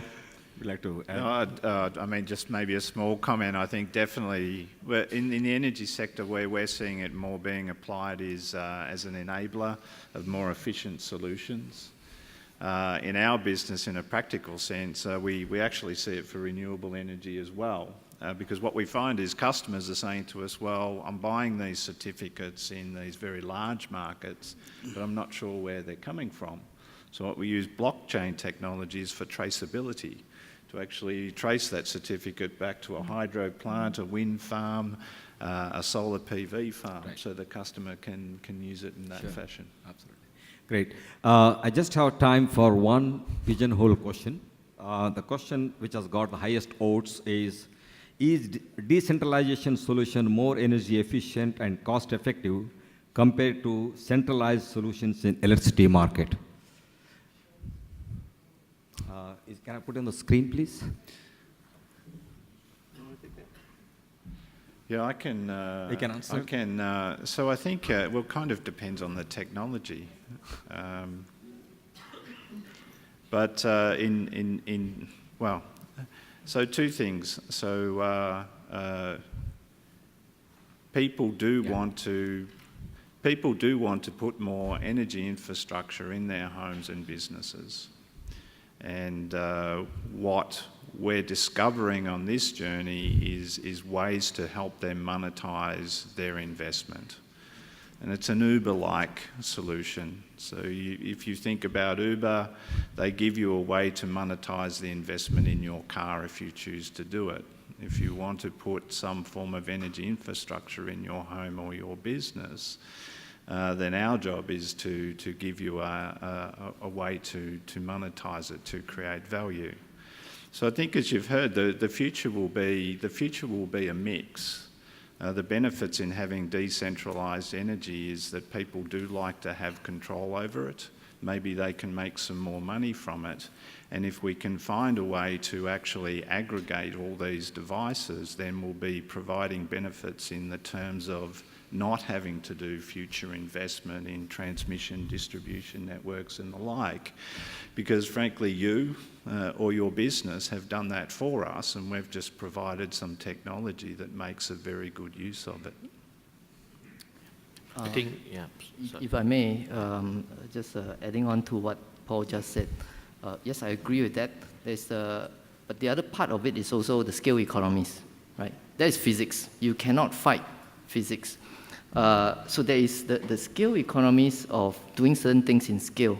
Now, if you think about what Paul just said, which I totally agree, is that you're allowing higher utilization factor of an existing asset, right? And that's done by matching demand and supply real time. That's what Uber does to your car. That's what Airbnb does to your room, right? But the digital technology will enable us to decentralize and use the assets at the ends of a network with higher utilization factor and potentially, improve the matching in real time. So that is there. Now, having said that, then what is the scale angle that I'm talking about? Now, what is a microgrid, right? You say that Singapore is SP is a national grid, but what is a microgrid? Microgrid is actually a producer and potentially, a battery. But as long as you have a producer, a solar panel, you draw a circle around it, it's a microgrid. Yeah? Now, compared to the state grid of China, Singapore Power is a microgrid. Now, when you have there's a network effect in the microgrid. When you have more nodes, there's more opportunities to share. And there's more opportunity then to increase utilization and enhance matching. So at some level, there is what Paul said is absolutely true, but you need to also have the network effect to create the next layer of value. And that is where the scale is coming in. So I'm talking about scale of connection, which is, again, what Paul said just now. Future decentralized grids, but will also be interconnected. Just one last observation is, when we're talking about digitalization of the energy ecosystem, the one critical part which is important is human resources, data analytics, and the skill sets to integrate the data analytics into the business models. do we see a significant opportunities going forward for a new class of market business or the employment generation for the data analytics? I think the simple answer is yes. And one thing I'm guilty of saying to my team is that there is a time in the future when we'll have as many data scientists as we do lawyers and accountants. I think it's just a given because it will be driven by demand. You know, the businesses that we serve, if we don't employ them, then they will. Because as I said before, there's that much data around. That in itself doesn't matter. People turning it into something useful, something that can create value for a customer are absolutely essential. So they might be called data scientists or data analysts or something, but there will be more of them performing that activity. Okay. Yeah. Maybe Right. there'll be more of them, but we need them faster. Yes. So, because I think it's really a fight to get these data scientists, because everybody needs them. They are defining the future, so we need more. Wonderful. Concluding point, Piyush? Well, so I think that's correct. I think you need a lot more data in the new employment opportunities and so on. I'm a little contrarian. I just don't think they're necessarily all new skills. I found in digitalizing DBS, and we've been named the world's best twice, that actually the best opportunities I get is from reskilling our old people. The people who have domain knowledge are actually very valuable. Right. And so while you need a handful of people who know stats and data science and so on, the bulk of the people we really are leveraging are what I call data translators and people who understand the business and can use data intelligently. And you don't need a lot of very different skills for that. You need to train people and give them a different orientation. So one of the things we focus on saying, how do you take the old and make them like the new? And the best story I heard, somebody asked Reed Hastings, the CEO of Netflix, you're doing such cool stuff at Netflix, where are you getting all these people? He said, I'm hiring the people you're firing. Okay, on that note, just ran out of time. Thank you very much, distinguished panelists. It's very pleasure to have you on the panel and then very constructive discussions. I hope the audience enjoyed the deliberations. And if there are any questions, please send it to the pigeonhole and then that will be responded in due course of time. Thank you very much. And thank you kindly, Vijay, for moderating this session as well. Indeed, a very lively session. Now, ladies and gentlemen, we will break for lunch. Time check right now is just a little after 12:30. There's just a couple of announcements for lunch. Lunch is not in a room. Instead, it's going to be at the Bayview foyer. We have our ushers at hand to be able to take you there. The Bayview foyer, incidentally, has a great view. While you're having lunch, you may be asking, during your lunch, you can't quite find the desserts. Not to worry, desserts are just outside of this room. So as soon as you finish with your lunch, make your way back closer to the room. We've done so that we entice you to come back in time at 1:30. 1:30. So have your mains at the foyer. Desserts are right here. And then we make our way in at 1:30 for panel 2 of the forum. We'll see you soon. Enjoy your lunch and bon appetit.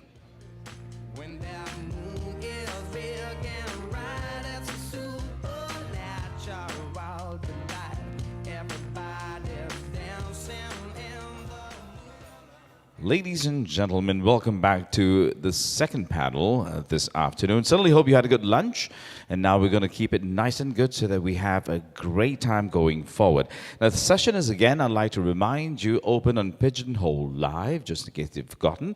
We'd like for you to pose your questions right there as well. Our moderator for this panel, ladies and gentlemen, is Mr. Lim Wen Bin, Director, Power and Utilities at KPMG. The subject matter that's going to be discussed at this point would be managing transformation. What are the risks and how can we build resilience? So it's going to be interesting to listen to this panel. I will now invite the panelists together with the moderator up on stage. We have Chairman of the Management Board, ENEDIS. We have Philippe Monlubu. We have P.K. Pujari, Chairperson, Central Electricity Regulatory Commission of India. Martin Hosk, Asia Pacific Energy Segment Sales Leader, Nokia. Gu Hong Bin, Deputy Director General, Renewable Energy Engineering Institute. And of course, you've seen her this morning giving us that presentation, the lovely Miss Yoshida, Head of Asia Pacific and Partnerships of IEA. Ladies and gentlemen, let's start by welcoming the entire panel and the moderator with a big round of applause, shall we? Not to forget to pose your questions on Pigeonhole Live, and just to remind you as well, we have roving microphones to take up your live questions as well. Mr. Lim, all over to you. Well, thank you very much. Hi, and welcome back after lunch. My name is Wen Bin. I'm a director with KPMG Advisory Practice, focused on power utility sector. We had a great session earlier on the possibilities of digitalization and a transformation and a revolution journey that we are going into. And this afternoon, we'll go a bit more into what are the risks, how do we manage resilience, what's the role of regulators, and what can we work together to make this a smoother journey. And so please join me to welcome our distinguished panel here. Can I ask that each of the panelists to give a two-line introduction about yourself and about your recent and great work that you're working on in this digitalization transformation process. So with Philippe. Okay, thank you very much. Before, I just want to tell you that it's always a great pleasure to be here in Singapore. I came here just for the third time in your wonderful event, and because I think it's very, very important to share about those challenges we are facing in our business, these new challenges. We're, I would say, year after year here, reinventing new challenges also for us in our business. That's why your questions today are very important. So, and also it's, I think it's a privilege also to be able to interact with all the majors of our business.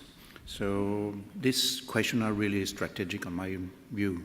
Enedis is the French electric distributor for electricity. So as I said, it delivers electricity on 95% of the France territory. And we have about 35 million customers on which to deliver electricity. That means that I used to say that we were first distributor who was living with a high level of quality, but rather on a linear and long-term business way of operating the network. And I think we did it rather well in France and over the world. We have good references. But now, and in a recent past, that means 5 years ago, began a huge transformation. And now I used to say that we're living in a systemic world and real-time operating of the network. That changed a lot, of course. And for example, we're rolling out just by now a 35 million meters program. That means that we gather a lot of information, a lot of data, a huge amount of data, I would like to say. And only by gathering the information about consumption through these meters, it will be day after day. Each day, 3 billion data collected. That means 12 million operations. Just to show that we were before exclusively, I would say, technically dedicated to our business, and we did well, but now we see that we have to transform our business in real time, of course, by managing data, by securing data, by cyber securing data, by transforming our people, our management, our skills, etc. That's why, just for introducing this question, how I think our business is transforming at a very fast way. Great, many thanks, Philippe. That's a lot happening to the distribution system operator perspective. Yeah. Second, can you welcome Pradeep from Central Electricity Regulatory Commission from India. Yeah, I'm Pujari, Chairman of Central Electricity Regulatory Commission of India. We have a federal structure, and there are two tiers of regulators in our country. We have state regulators and there is federal regulators. Now, federal regulators basically deal with all those issues which are interstate. So we have transmission, which comes under the federal regulator. The generating companies which supply power to more than one state, they come under the scope of the federal regulator.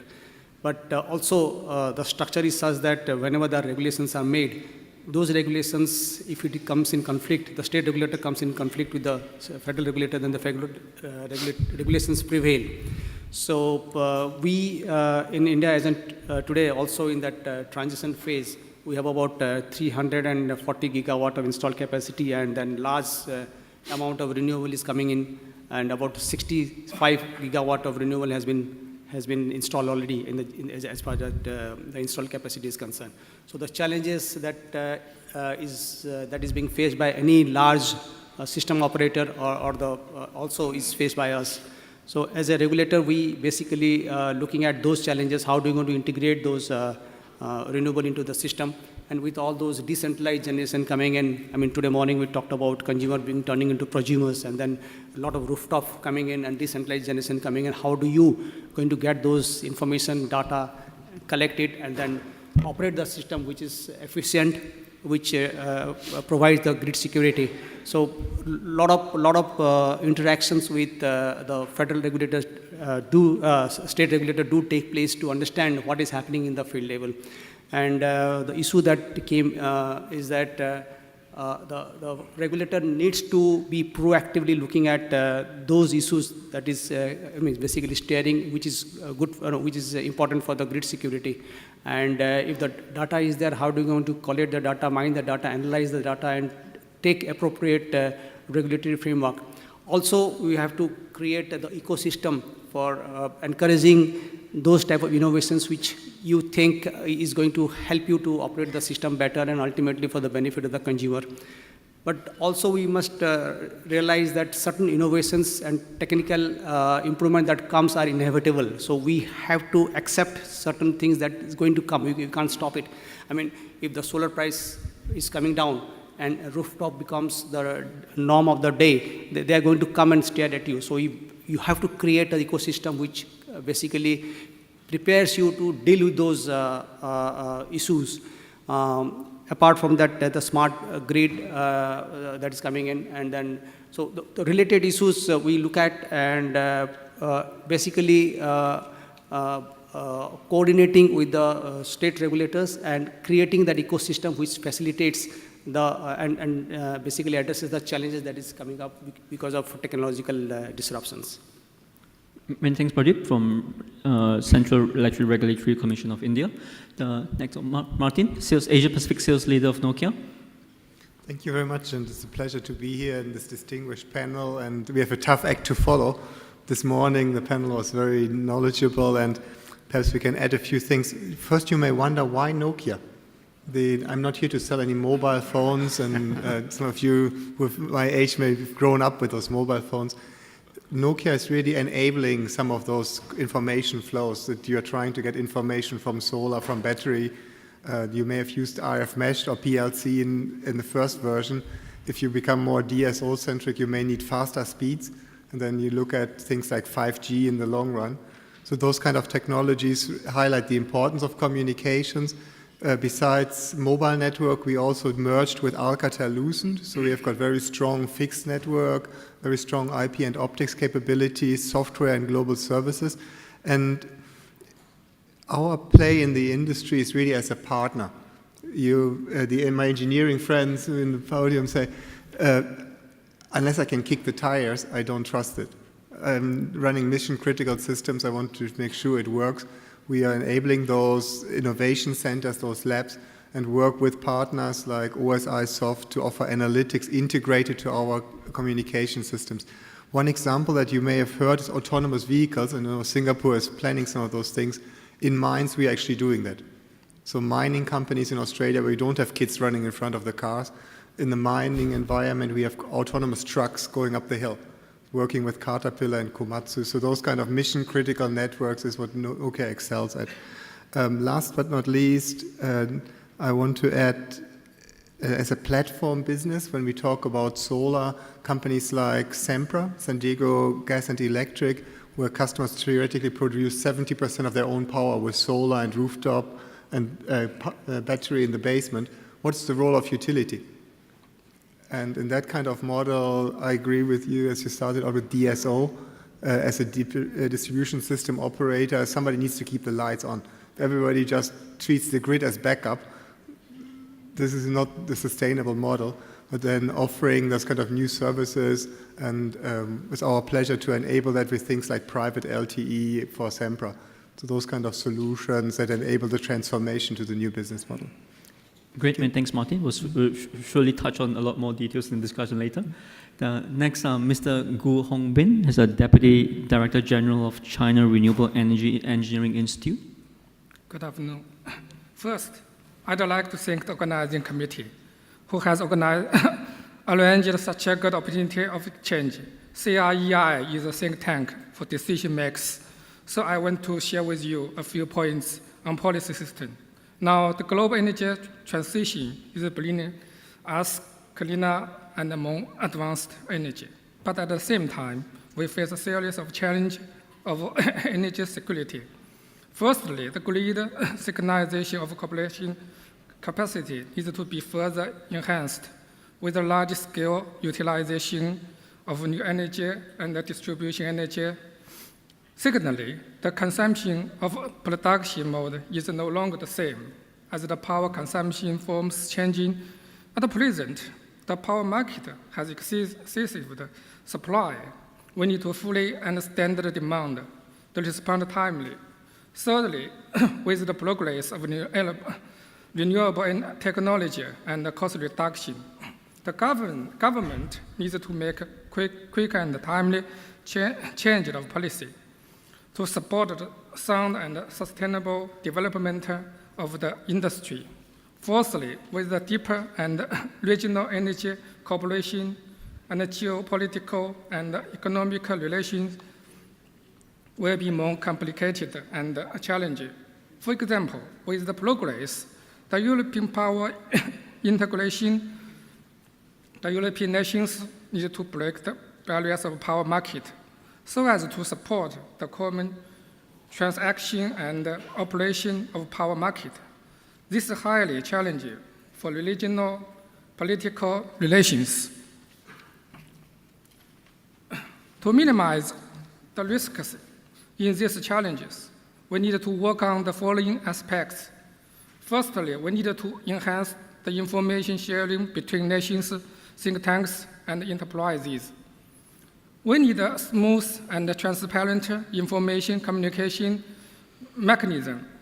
IEA has set up a good practice.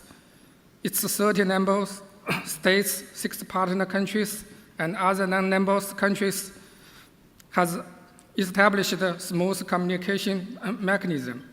This provides solid information channel to all countries' policy making and relevant researches.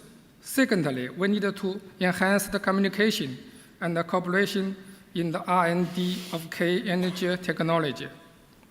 With joint research and technical collaboration, we hope to break through the bottlenecks constraining energy development, such as energy storage, large-scale renewable energy, grid connection. Thirdly, we need to promote the bilateral and multilateral demonstration projects. The projects will integrate the strengths and the traits of countries in the technology and the resources of different countries. They will have demonstrative effect and exploit the best partner of cooperation. They will facilitate the technology progress and the cost reduction. Thank you. Okay, many thanks, Mr. Gu from China. And next, Ms. Aya Yoshida, Head of Asia Pacific and Partnerships from IEA. Thank you very much. Thank you for the second opportunity to speak in front of you. So just, we are very happy to assist the analysis on these important issues. And just to go back to our organization, International Energy Agency was actually established in 1974 for the sake of energy security, to make sure the stable supply of energy is guaranteed in the global market. So then this digitization, it's really many of the technologies development, and many people talked about the decline of the cost, and particularly this progress of renewable, as Mr. Praji said. India and China is leading the renewable deployment. And so those developments and also enabled by the digitization, I think much more connectivities and much more efficiencies are produced. But at the same time, probably I would go back to the original purpose of the establishment by IEA was security and energy, a stable supply of energy. So to what extent energy can be supplied in a stable manner.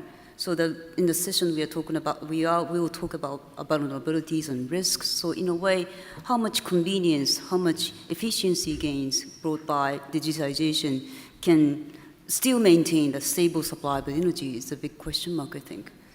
So we look forward to contributing the discussion. Thank you. Good, many thanks. Maybe Ms. Saya, that given International Energy Agency has been collecting worldwide data, and you might have some. Let's start with you. The pace of us digitalizing the world is alarming, right? Based on based on estimates from IBM, more than 90% of the data hosted today were created last 2 years. What do you feel are the key risk factors that we should be concerned with such an unprecedented change and transformation that's happening around us, that the whole world is going into digital? Do we know the knowns? Do we not know the unknowns? What do you feel are the risks that we should maybe start to think about? Thank you. I will maybe some of the parts which I made a presentation in the beginning. Maybe I had two parts. One is the risk. Number one is the vulnerability and the risk of the cyber attacks. So the beauty about the digitization is information flows is going to be mutual, multi-dimensional. So it's in a way, every information is exposed and shared by many of the people. And also that's enabled by the cost reduction of the sensors and digitization technologies. So which creates a vulnerability into the entire system. So it's in a way how we can protect ourselves from this vulnerability is a big question mark.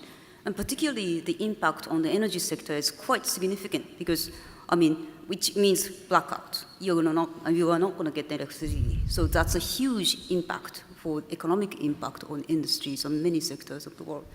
So the question is how we were able to protect ourselves from the vulnerability, cyber vulnerability. That's one. And the second point, which is something a repetition of what I said in the beginning of the presentation, is the privacy. Energy transactions and the flow of the energy can disclose any of the private information you have. That's similar to the financial transactions. So how the policies or the companies can protect the very variable data, privacy data, not being disposed to the public eyes. That's really the important point, I think. Those two, vulnerabilities and privacy is, I think, the biggest risk, I think. Sure. So the cyber risk and privacy issues are obviously top concern in the digitalized world. Mr. Gu, from Energy Engineering Institute perspective, what have your research shown in terms of vulnerability or risk of this digitalization revolution journey?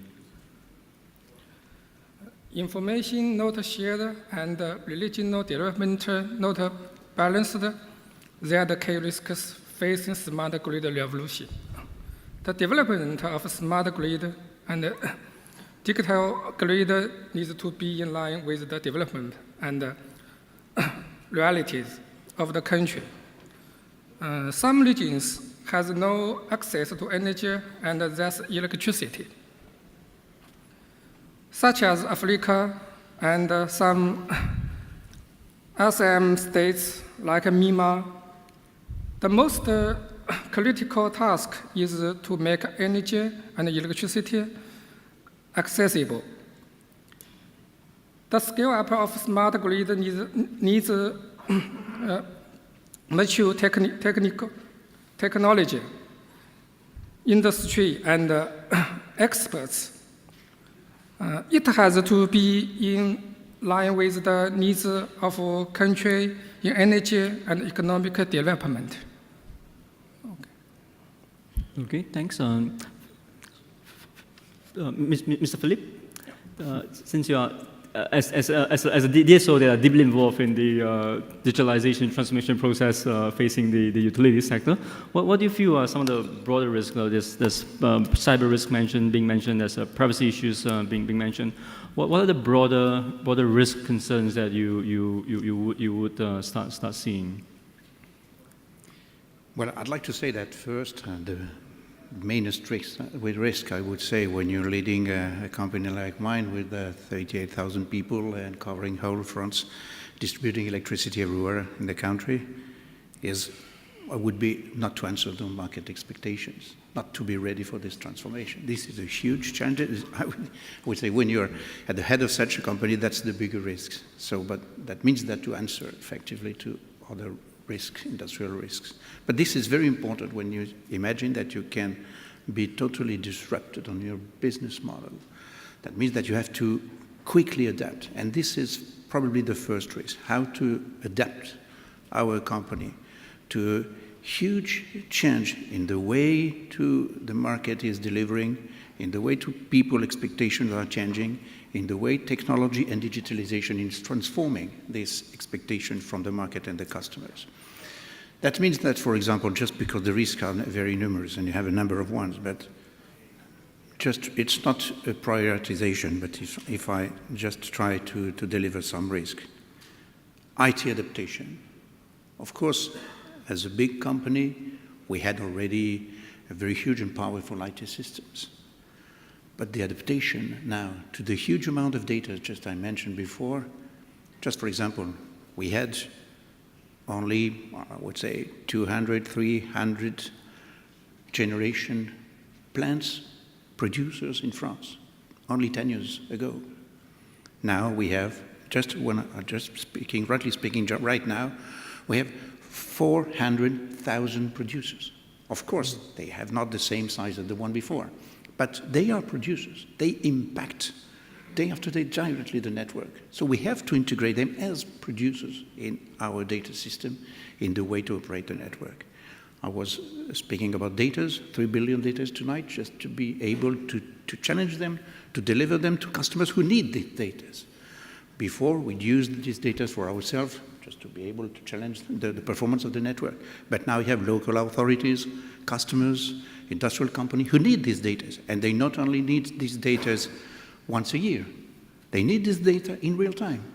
That means that what was our resilience, which was a strength of our company, resilience, I would say mechanical, electrical resilience on the network. But now you have all these transformations. You have to give the same insurance to the customer, to the system, to the market, to the whole country. So IT adaptation is a huge transformation because you have your old IT system. When I say old, it's only 5 years old system. It's not very old system. But how do you adapt themselves? You can't say, okay, I greenfield develop other IT systems. No, you must take into account what you have. It's of course something very relevant that works well that you have to adapt. But you have also to deliver new IT services, new IT operations. You have, for example, something which seems very common, which seems something very easy. Communication infrastructure. You were speaking about communication infrastructure. Well, it was so easy only 5 years ago to deliver information through your SCADAs, but now you have sensors everywhere. Huge amount, billions of sensors. But you have also to secure this communication infrastructure, to secure them because your customers want secure data. But the whole country wants cybersecurity. Do you imagine that one day you can have a breakdown, total breakdown, a blackout? Well, electrical blackout occurred. It's impossible now. But data's blackout is also absolutely unimaginable for people. Now nobody can imagine such a blackout. Security data, cybersecurity, and how not to mention human skills. Because adaptation, technical adaptation is one thing. You can do that. You have many people here in this room who can give you many solutions. But human skills, 38,000 people in my company that you have to within a very short time, adapt them to now a real-time operation of the network. These are skills. This is management. This is also a new way of collaboration in the company. But everybody knows also in this room that it's not so easy to transform people, to adapt people to such a transformation. Well, that's something we have to do. We have to deal with also human adaptation. Another point is innovation. We used to work as a very innovative company. Well, we still are an innovative company. But in the linear way of development of the company 10 years ago, we used to do it by ourselves. We used to have very strong, powerful, innovative systems and divisions in our company. But now it's impossible. Nobody at world scale can imagine develop and have innovation by its own. It's quite impossible.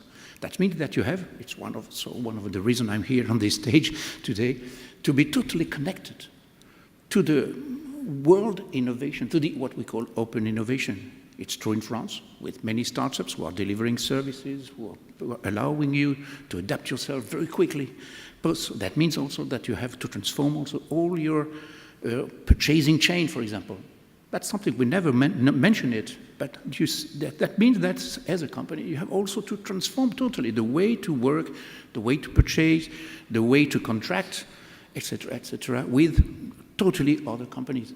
Startup from Singapore, startup from France, startup from UK, everywhere in the world, etc., etc. There are many sort of what I call risk, but there are also huge opportunities. When I like to speak of risk, but also you have to put facing it with opportunities, because transformation is a huge challenge, wonderful challenge, but it offers also opportunities. We were speaking about microgrids, for example. This morning we have inaugurated Enedis with EDF and some other French companies here in the Singapore harbor, a microgrid. Why here in Singapore? Because we can find an environment, we can find innovation, we can find companies, we can find an island who want to develop it, and because there is also a market. That means that there are huge opportunities. Technical opportunities, business opportunities, social opportunities also. This is transformation. Risk and opportunities, well, I could also deliver an import, also other topics, but I think with those ones, we can already see what is the new landscape in which we are adapting ourselves and developing our company. That's something extraordinary, but very challenging, of course. Sure. Thanks, Philippe. As exciting as we are with all the possibilities that's created as part of this transformation digital journey, there are risks as well, and particularly readiness to adapt and the resilience consideration that we have. Speaking of resilience, Martin, you were a giant in communication, and we see that you have been quite successful in diversifying away from selling mobile phones to human to selling mobile phones to power grids. So these days, power grid is becoming smarter, and power grids start talking to each other. They talk to users, generators. It's a bit taboo to say it's not 100% safe, but just how safe are we? Depends who you buy, but that's a bad joke. But when you look at from the fundamental level, for example, on transmission, before I joined Nokia, I was not aware you can encrypt light. So for some of your transmission systems, we are providing encryption on the light, because theoretically you can bend the fiber, you can read the light, and you can read the data, which may not be what you want if you have some critical information. So encrypting light, on our IP and optics business, on our IP, one of the typical challenges is denial of service attacks. Some kind of viruses that are spreading and that they're mutating very quickly. So it's not the same virus, but it is some kind of programming. We have this technology in every router that can detect the virus and can basically shut down that whole traffic. Right, so just that sounds a bit technical. Let me try to break it down for layperson like me and as well as the audience. But when you say you encrypt the light, you mean light that we it is transmitted in the fiber. From the fiber optic? Yes. And you encrypt the light that's being transmitted through such that it can potentially detect any potential cyber attack and have preventive measure to prevent damages. Yes, correct. So on fiber, on IP routing, all the way to, and I think your point about integration of new participants, and like EDF, you mentioned that you have got now 400,000 suppliers. How do you securely exchange information? I think it's no longer a closed system. In the old world, we have got parameter security. Evil is outside, good is inside. Those days are over because everything is connected now. So we need to look at what security policies do we have, how do we detect somebody doing phishing. We all have seen this great you have won this $1 million prize. If it's too good to be true, it's probably not true. So if you get this kind of mail in the company, but somebody will click on it, and then you'll be exposed. So there will be exposure. This is unstoppable. But when you look at the telco network with 40 million mobile phones, you must embed the security inside the network and then see if there are some changes, as I mentioned, inside the routing, some virus showing up, take out that whole virus chain. If you talk about some behavior, if our esteemed colleague from EDF suddenly logs in from a different place in the world, then initially there should be a flag coming up because maybe that ID was stolen and somebody is using that ID from somewhere else. Or a person that was supposed to do Bordeaux suddenly accesses some other location in Paris. Is it strange behavior? Is it somebody who is expanding the priorities? If you look at Ukraine, the Ukrainian power grid got hacked. And that was within 2 weeks the war was over and they couldn't stop it. So we have tools based on our telco experience to stop this kind of expansion of privileges, the shutting down of systems, and then neutralize it. Right, that's interesting. And just go into a bit about the smart evolution, smart journey. If you look at how the way consumers are transforming in the smart home, the end consumers, it's such a defragmented industry with so many actors, manufacturers, supply chains coming in, and because the digital world will follow the rule that we are only as strong as our weakest link, that everything is connected, and one vulnerable point will be vulnerable for the entire system. But take for example in a smart home system, we may buying a toaster from manufacturer A, central control from company B, the switchboard from company C. And what Martin just described is quite interesting, that the ability to capture potential attack from any of these points and have preventive measure.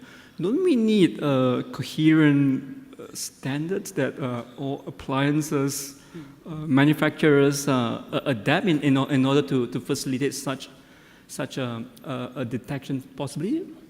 Definitely, and together with our utility friends, we are working on standards like NERC, SIP compliance in the US, and the European Union is working on similar standards. But I think the point that Monsieur Montebello mentioned earlier about innovation centers, where you bring partners together to try out those solutions. Stephen always used to say, kick the tires, where you come up with this kind of configuration where you've got partner A providing RTUs, partner B providing communication, partner C providing software. You need to make sure those systems are secure, do a test in a controlled environment, and you may find that there are some issues, and then you go back to the partner and say, hey, get your act in order, but then bring tested solutions to the field. So standards and joint innovation to handle those use cases. Right. So let's go a bit about the role of a regulator. Go to Pradeep from India. Given how do you see India is especially vibrant market when it comes to the smart journey and the various producers and manufacturers that are starting to sell products. What are you seeing are the role of a regulator in helping to align? Because it would be good if all three parties come together to work and to test the products to make sure it functions, is secure before it launched the market. But in practice, these products will probably be manufactured and pushed out to the market. What do you see is happening in the market, and what are the role that regulators playing in helping to cope with some of these issues to have a more resilient smart journey? Yeah, as was mentioned earlier, the RE sources have brought in uncertainty and intermittency. That's there along with that. So the high level of intermittency and of the renewable energy has created challenges that we recognize, and increase the value of flexibility now, both in the supply and demand side. So you look at how flexible your demand and supply both can be, and including storage also. So the decentralized energy system is characterized by multi-way flow of information. Today morning in the presentation it was says, earlier used to be one-way communication, now it's a multiple way of flow of information. And so that again require flow of information, advanced measurement and communication technology, as well as data processing system. So this exposes the system to multiple threats. Two issues are very important. Not that earlier system was not susceptible to threat, they were, but today the injection point into the grid has increased multifold, as was mentioned earlier. The earlier speaker, the generating points were limited. Now, n number of generating points are there. So they come in, number one. Number two, as I mentioned, the consumers have become prosumers. So you have to, suppose the solar is coming into the grid and suddenly the cloud comes. Now you have to react very fast. So the flow of information needs to be very fast for you to do the response and manage the grid. So both the quantum of information and the speed at which the information is called and sources from where the information comes and processing itself has increased manifold. Now that consequently increases the threat or the threat perception of the whole system. So we need to, as a regulator, since you are in all the countries, regulators are basically responsible for the grid security and management. The regulator has to be very, very aware of that and make sure that the system operates. Now, so the regulator, what it does is, there are, in some countries, the standard is decided by the regulator. In many other countries, there is an independent standard making authority. So the regulator and the standard authorities, they do the dialogue and come out with those specifications and they try to enforce it. Now, it is a hard task. It's not a very easy, because it's not that it's limited to a few suppliers. N number of points are there. So this is an ongoing process, and the challenge which probably in most of the countries regulators today are struggling to sort it out. So it may evolve in time, but the fact remains that the regulator has to play a very proactive sort of role in recognizing that this is an issue and take necessary steps, both in terms of standardized acceptance, standardization, and also the regulatory framework, and making the capacity of all the utilities and entities and make them aware, saying that what are the protection system that you have to have and whether they are in place or not, and as a regulatory framework to make sure that those systems are put in place. Great, thanks. And Philip, from a private DSO perspective, and you mentioned collaboration and working in partnership with regulators is key to this transformation process, this journey. From a DSO perspective, what would you like to see from a regulator to do more in this smart journey? Many things, of course, yes. First of all, because the regulator, I think, as it has been said, a key role in, first of all, and that's really something obvious, but that we have also to build together with the regulator. That means that we are the industrial of the transformation, of the evolution of the network, and we have to involve as soon as possible the regulator, that's to be able to build also the regulation, the rules of the market, I would say almost at the same time. Because when you have some difference in the rhythm of transformation or adaptation of the rules, you leave an empty space that can be a huge risk. So this is the first time. And so we work like that with the regulator in France, trying not to mix the role, because we are the industrial, we have the responsibility to innovate and to anticipate the market, but we have to involve the regulator as soon as possible. So anticipation is, first of all, on my own point of view, a key point. The second one is, on the other side, the regulator has the responsibility also of the adaptation of the market, it has been said. That means that as a regulator, just analyze the definition of the word, he has also as a responsibility to regulate the adaptation of the market. Because obviously, the speed of transformation and adaptation is so hard, so strong, that we have also from the regulator to give the right signal for the industrial to have time, level of investments, and the right signals, economical signals and tariffs to the market, but also for the industrials.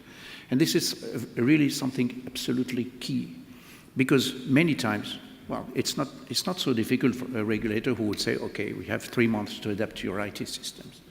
In fact, it's quite impossible in many times. So we have to be really well phased with the regulator to be sure that we have the right rhythm. I don't say too much time. I say the right time for adaptation, because that is key.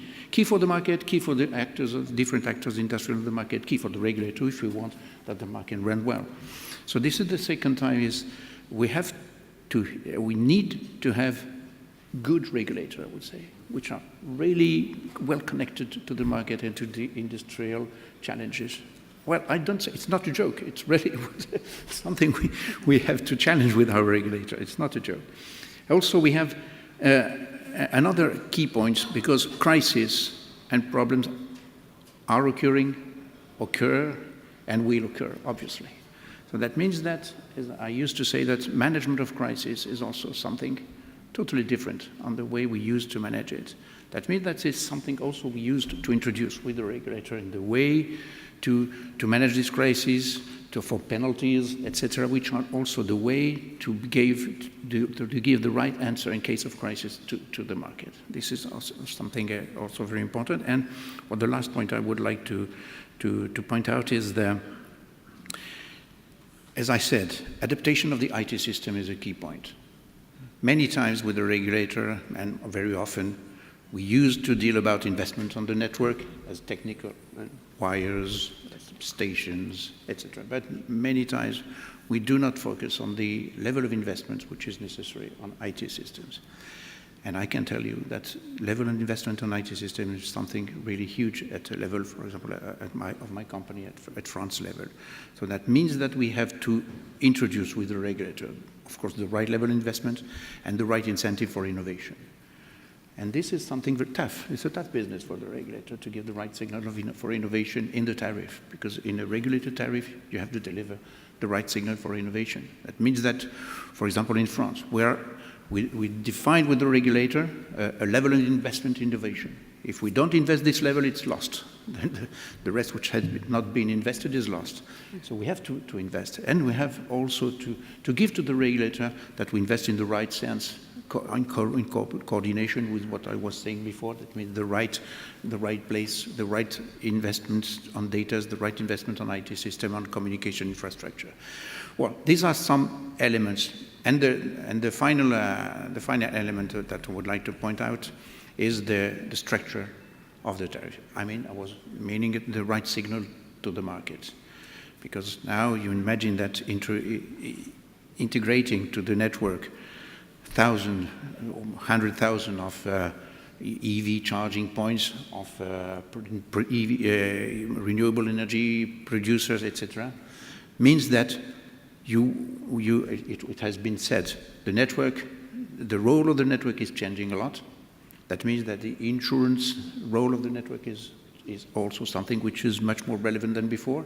That means that the right signal has to be given through the tariff to the market, to the customer, just to be able to develop in the right way, for example, auto-generation, self-consumption, etc., which are a huge change in the way for tomorrow to be able to address the services of the network. So this is also another huge challenge for the network, because, for example, self-consumption and self-generation impact directly. Many people, if you ask in the room here, many people will say, I don't want to pay any fee for the tariff, because I have my own generation and my own consumption. It's so easy. But so what do you do with the network if you need it? Who will invest in the network? And that's a question, a huge question for the regulator, because it's not so easy.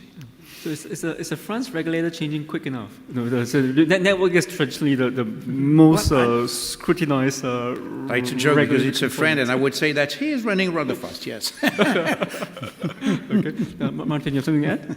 Yeah, I just wanted to highlight, since you looked at best practices here in Singapore with EMA partnering with industry partners, and then EDB partnering with Singapore Power on Center of Excellence.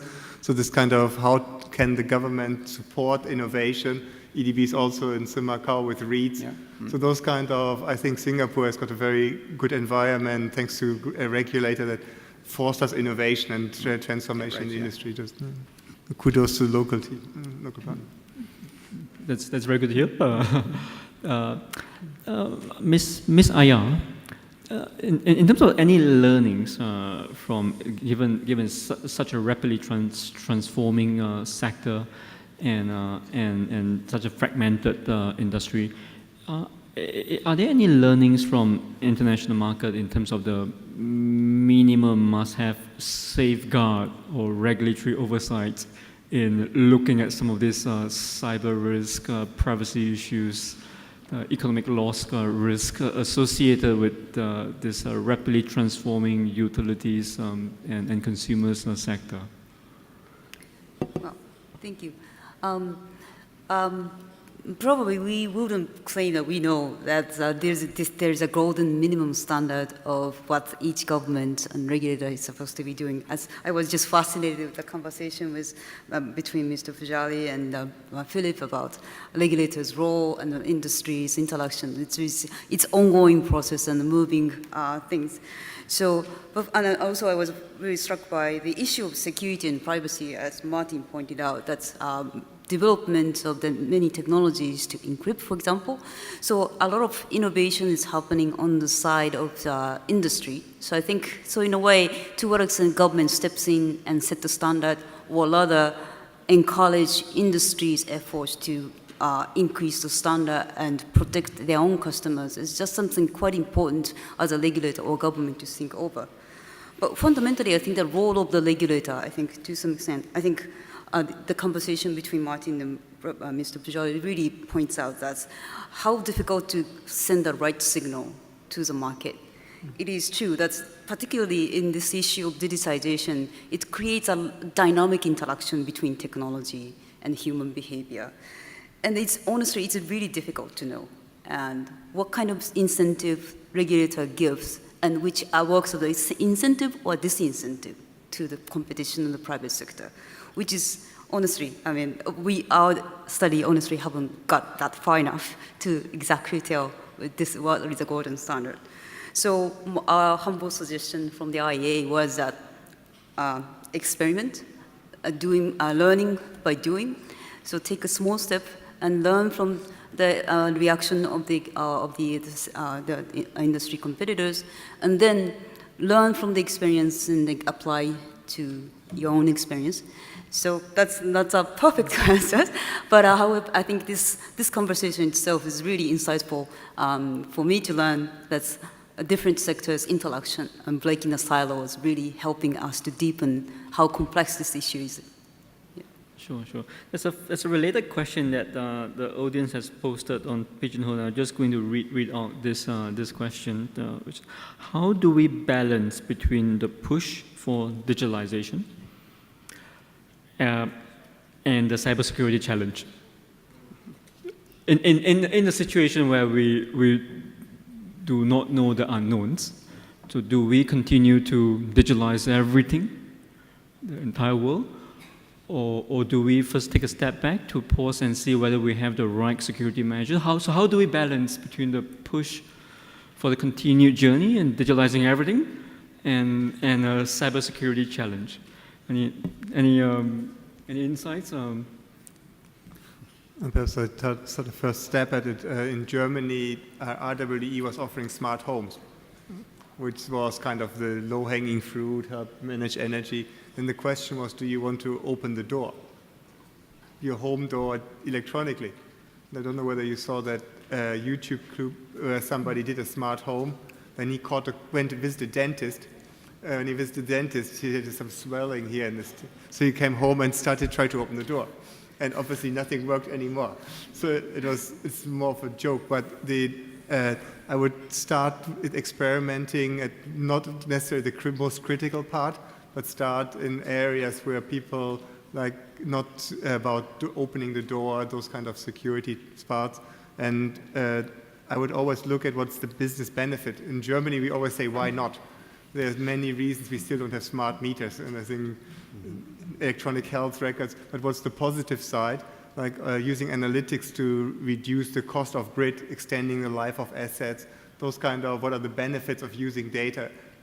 I think that if there's material benefit to it, people may be accepting that somebody turns off the air conditioning. If I can save this much money, so risk with reward, balancing those two. That's a good point.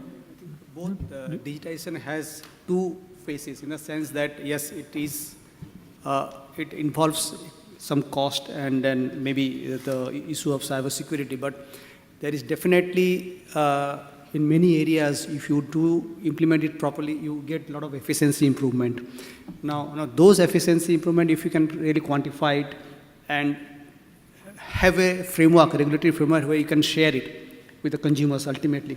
Like for example, the utilities are procuring power in a certain way. Now with a lot of decentralized generation coming in, now with all the data flowing, you can analyze and optimize your procurement. In the process, there's a efficiency improvement in the procurement of power. And then if you gain from there and in a position to share it with the consumer, that's one way which probably will, we need to push. At the same time, being aware of the likely risk that you are taking. But that again, I always, in the opening thing also I mentioned that certain things are going to come to you. It is just inevitable. You just can't stop it. So you have to take it and then get prepared for that. Certain things you can push, but many things will just happen by sheer technology coming in. You just can't stop it. So we should be aware of that, which is those elements which is going to come in and get prepared for that. So you have to have that balance thing. I mean, it's just, as I mentioned, we don't know where we are going, but you're evolving. So at any point of time, you have to evaluate where you stand and what is that you are looking at, and then take action accordingly. That's a good point. We just have to catch up with the pace of change, if it's inevitable. Thanks. Any more viewpoints, Mr. Gu or Aya? One point that came out very clearly is I think the regulator has a very envious role. I think balancing the interest of the consumer and at the same time promoting innovation, which inherently, as was mentioned by Clint, I mean, it has some cost. Now, how do you going to bring that cost into the product, and then who shares it and how do you share it? So only way you can really evaluate when you look at any innovative project is that in the long term, do you really going to gain in terms of the financial number or efficiency, which ultimately benefits the consumers. I mean, that's why the regulator plays a very important role. I mean, basically recognize those innovations and making it in the process of dialogue or public hearing or in disclosures, saying that yes, in the long term this is going to gain. So you're basically creating an ecosystem which enables the utilities and others to go in for innovation. You may not be immediately in terms of the cost recovery. To a certain extent you can do, but maybe in the long term creating that positive framework where this innovation comes in, because we need to go in for this innovation. There's no way any utilities or any can survive without really going for this sort of innovation. So that's my take. Just perhaps to complete what has been said, there is cybersecurity, which is first of all a responsibility of the company to protect itself and develop, of course, the monitoring system, security system, etc., and which is directly linked also to what has been said about the regulation, that's been giving time to adapt this and also be able to integrate in the tariffs the costs also which are directly linked to the investments which are necessary. This is one side.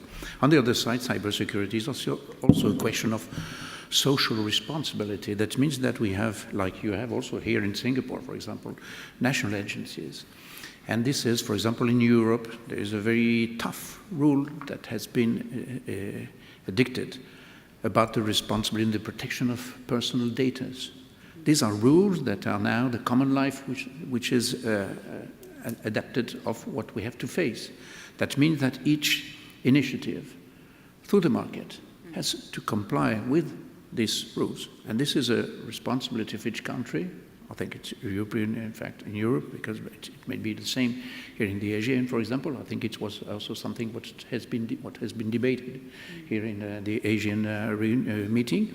So there, one point is protection of personal data. It's a huge point. It's a key point now in the world of data, and I think that all countries in the world have to develop this point Because it's also a question of free competition, for example, because if you have no protection of data, some countries won't be able to compete anymore if they don't elaborate any protection system of personal data. This is one key point. The second one is, of course, cybersecurity as a country's security problem. For example, just by rolling out 35 million meters, as we are doing here in France, just by now, you have a breaker on each meter. Do you imagine that by hacking the system, you can have 10, 12, 15, 12, 20 million meters out of the system within a few seconds? No, nobody can imagine it. So they have also, with the National Agency of Protection of Data, in fact, and IT systems too, some rules and some recommendations that you have to follow. That means that the regulator, but also the market, have also to take it in account. So that means that cybersecurity is not only an industrial problem, it is our industrial problem, but it's also a social problem about data protection. It's also a security problem for the countries. That means in all this environment, which is just by now moving itself, just to be able to get the right response, because the market needs also this protection.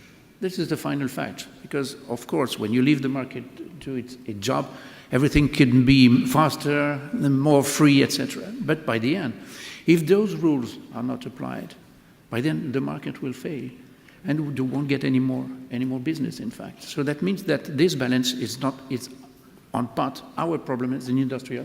It's a regulatory problem, it's also a social and a state problem, in fact. So this is a key point and a very good question, and I think that all the countries are by this time trying to improve and give answers to this question. So that's a well-made point on the rules. I think we have time for to take one more question from the poll, and it's related as well, before I come to this gentleman. Speaking about rules, there's a question being posted. So how can countries work together to overcome cybersecurity issues in the power sector? And there's a talk about rules and alignment. I'm just wondering if all 70 countries follow the same security rules and measures, does it actually make it easier to hack? Since all the countries use the same security measures, so how can countries best work together? Excuse me, can I just jump in here? Actually, that's my question. So I just want to elaborate a little bit on this. Sure. This week, ASEAN talk about a lot of cooperation, energy cooperation, and some of you know that, the ASEAN Power Grid interconnectivity is one big project that we have embarked on. And this week we signed, related to energy cooperation, we signed an MOU with the IEA, to look at clean energy, accelerating deployment. And they're not just listening to all of you here, and IEA is also here.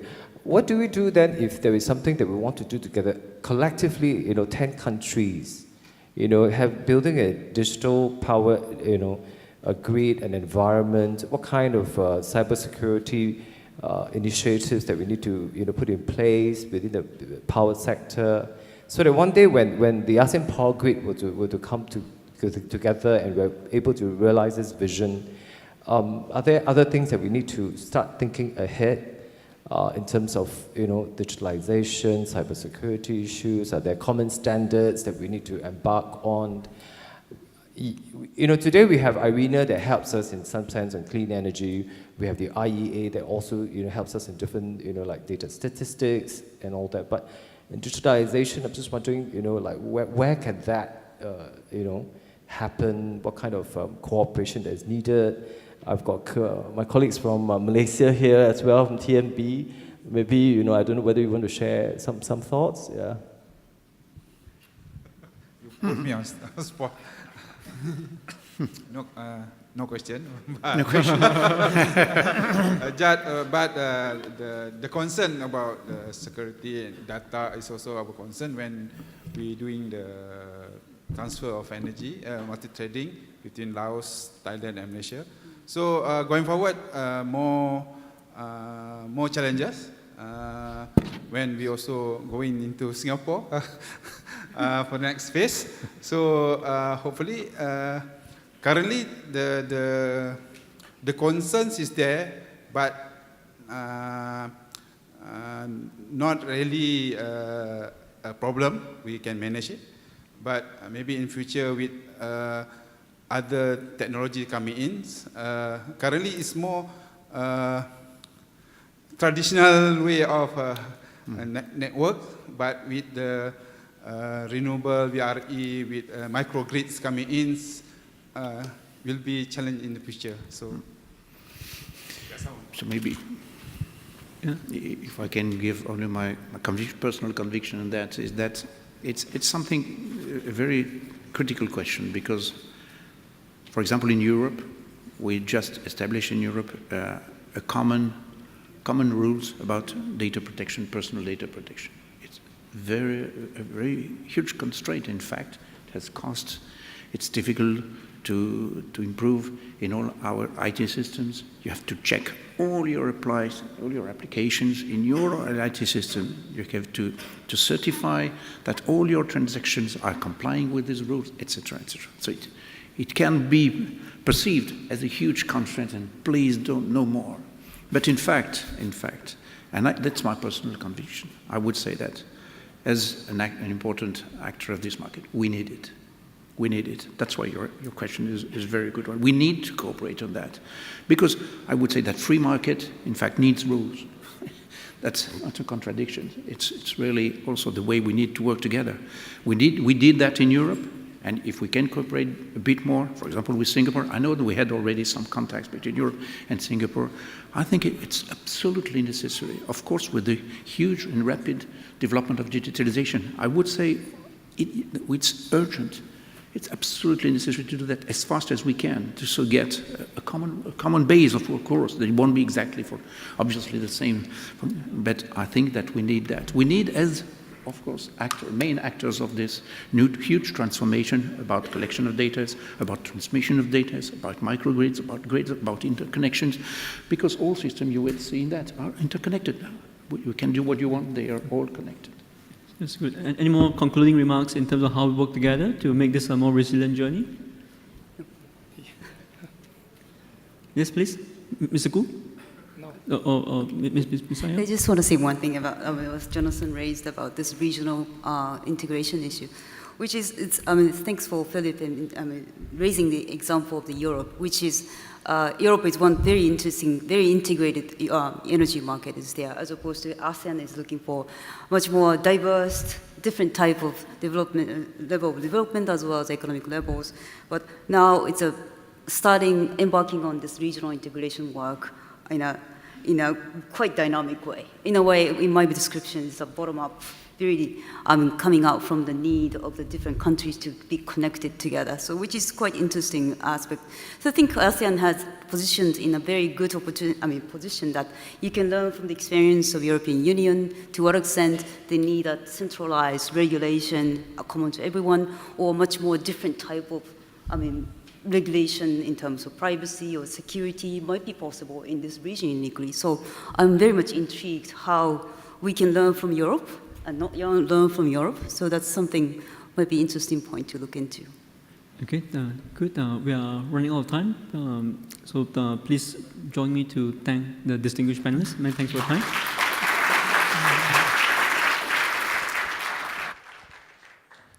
Yet another lovely discussion. Wenbin, thank you very much for moderating this. Now with that, ladies and gentlemen, we've come to the end of the Singapore IEA Forum. Certainly hope you found all of the insights very, very insightful and rewarding. Let's give all of our panelists a big round of applause, shall we? Thank you all. Thank you very much. Next up, ladies and gentlemen, SIEW Energy Insights. That's also going to be very interesting, and that's scheduled for 3 p.m. right here in this ballroom. As we always have from lunch, we'd like for you to also take your belongings with you, as we'd like the moment to refresh the room in time for Energy Insights. With that, ladies and gentlemen, on behalf of Energy Market Authority, we'd like to say a very big thank you for those of you who are here. My name's Ravi, and I'm sure we'll be able to see you soon again at the next forum that we have in store for you. Thank you, and have a great day in Singapore. Thank you.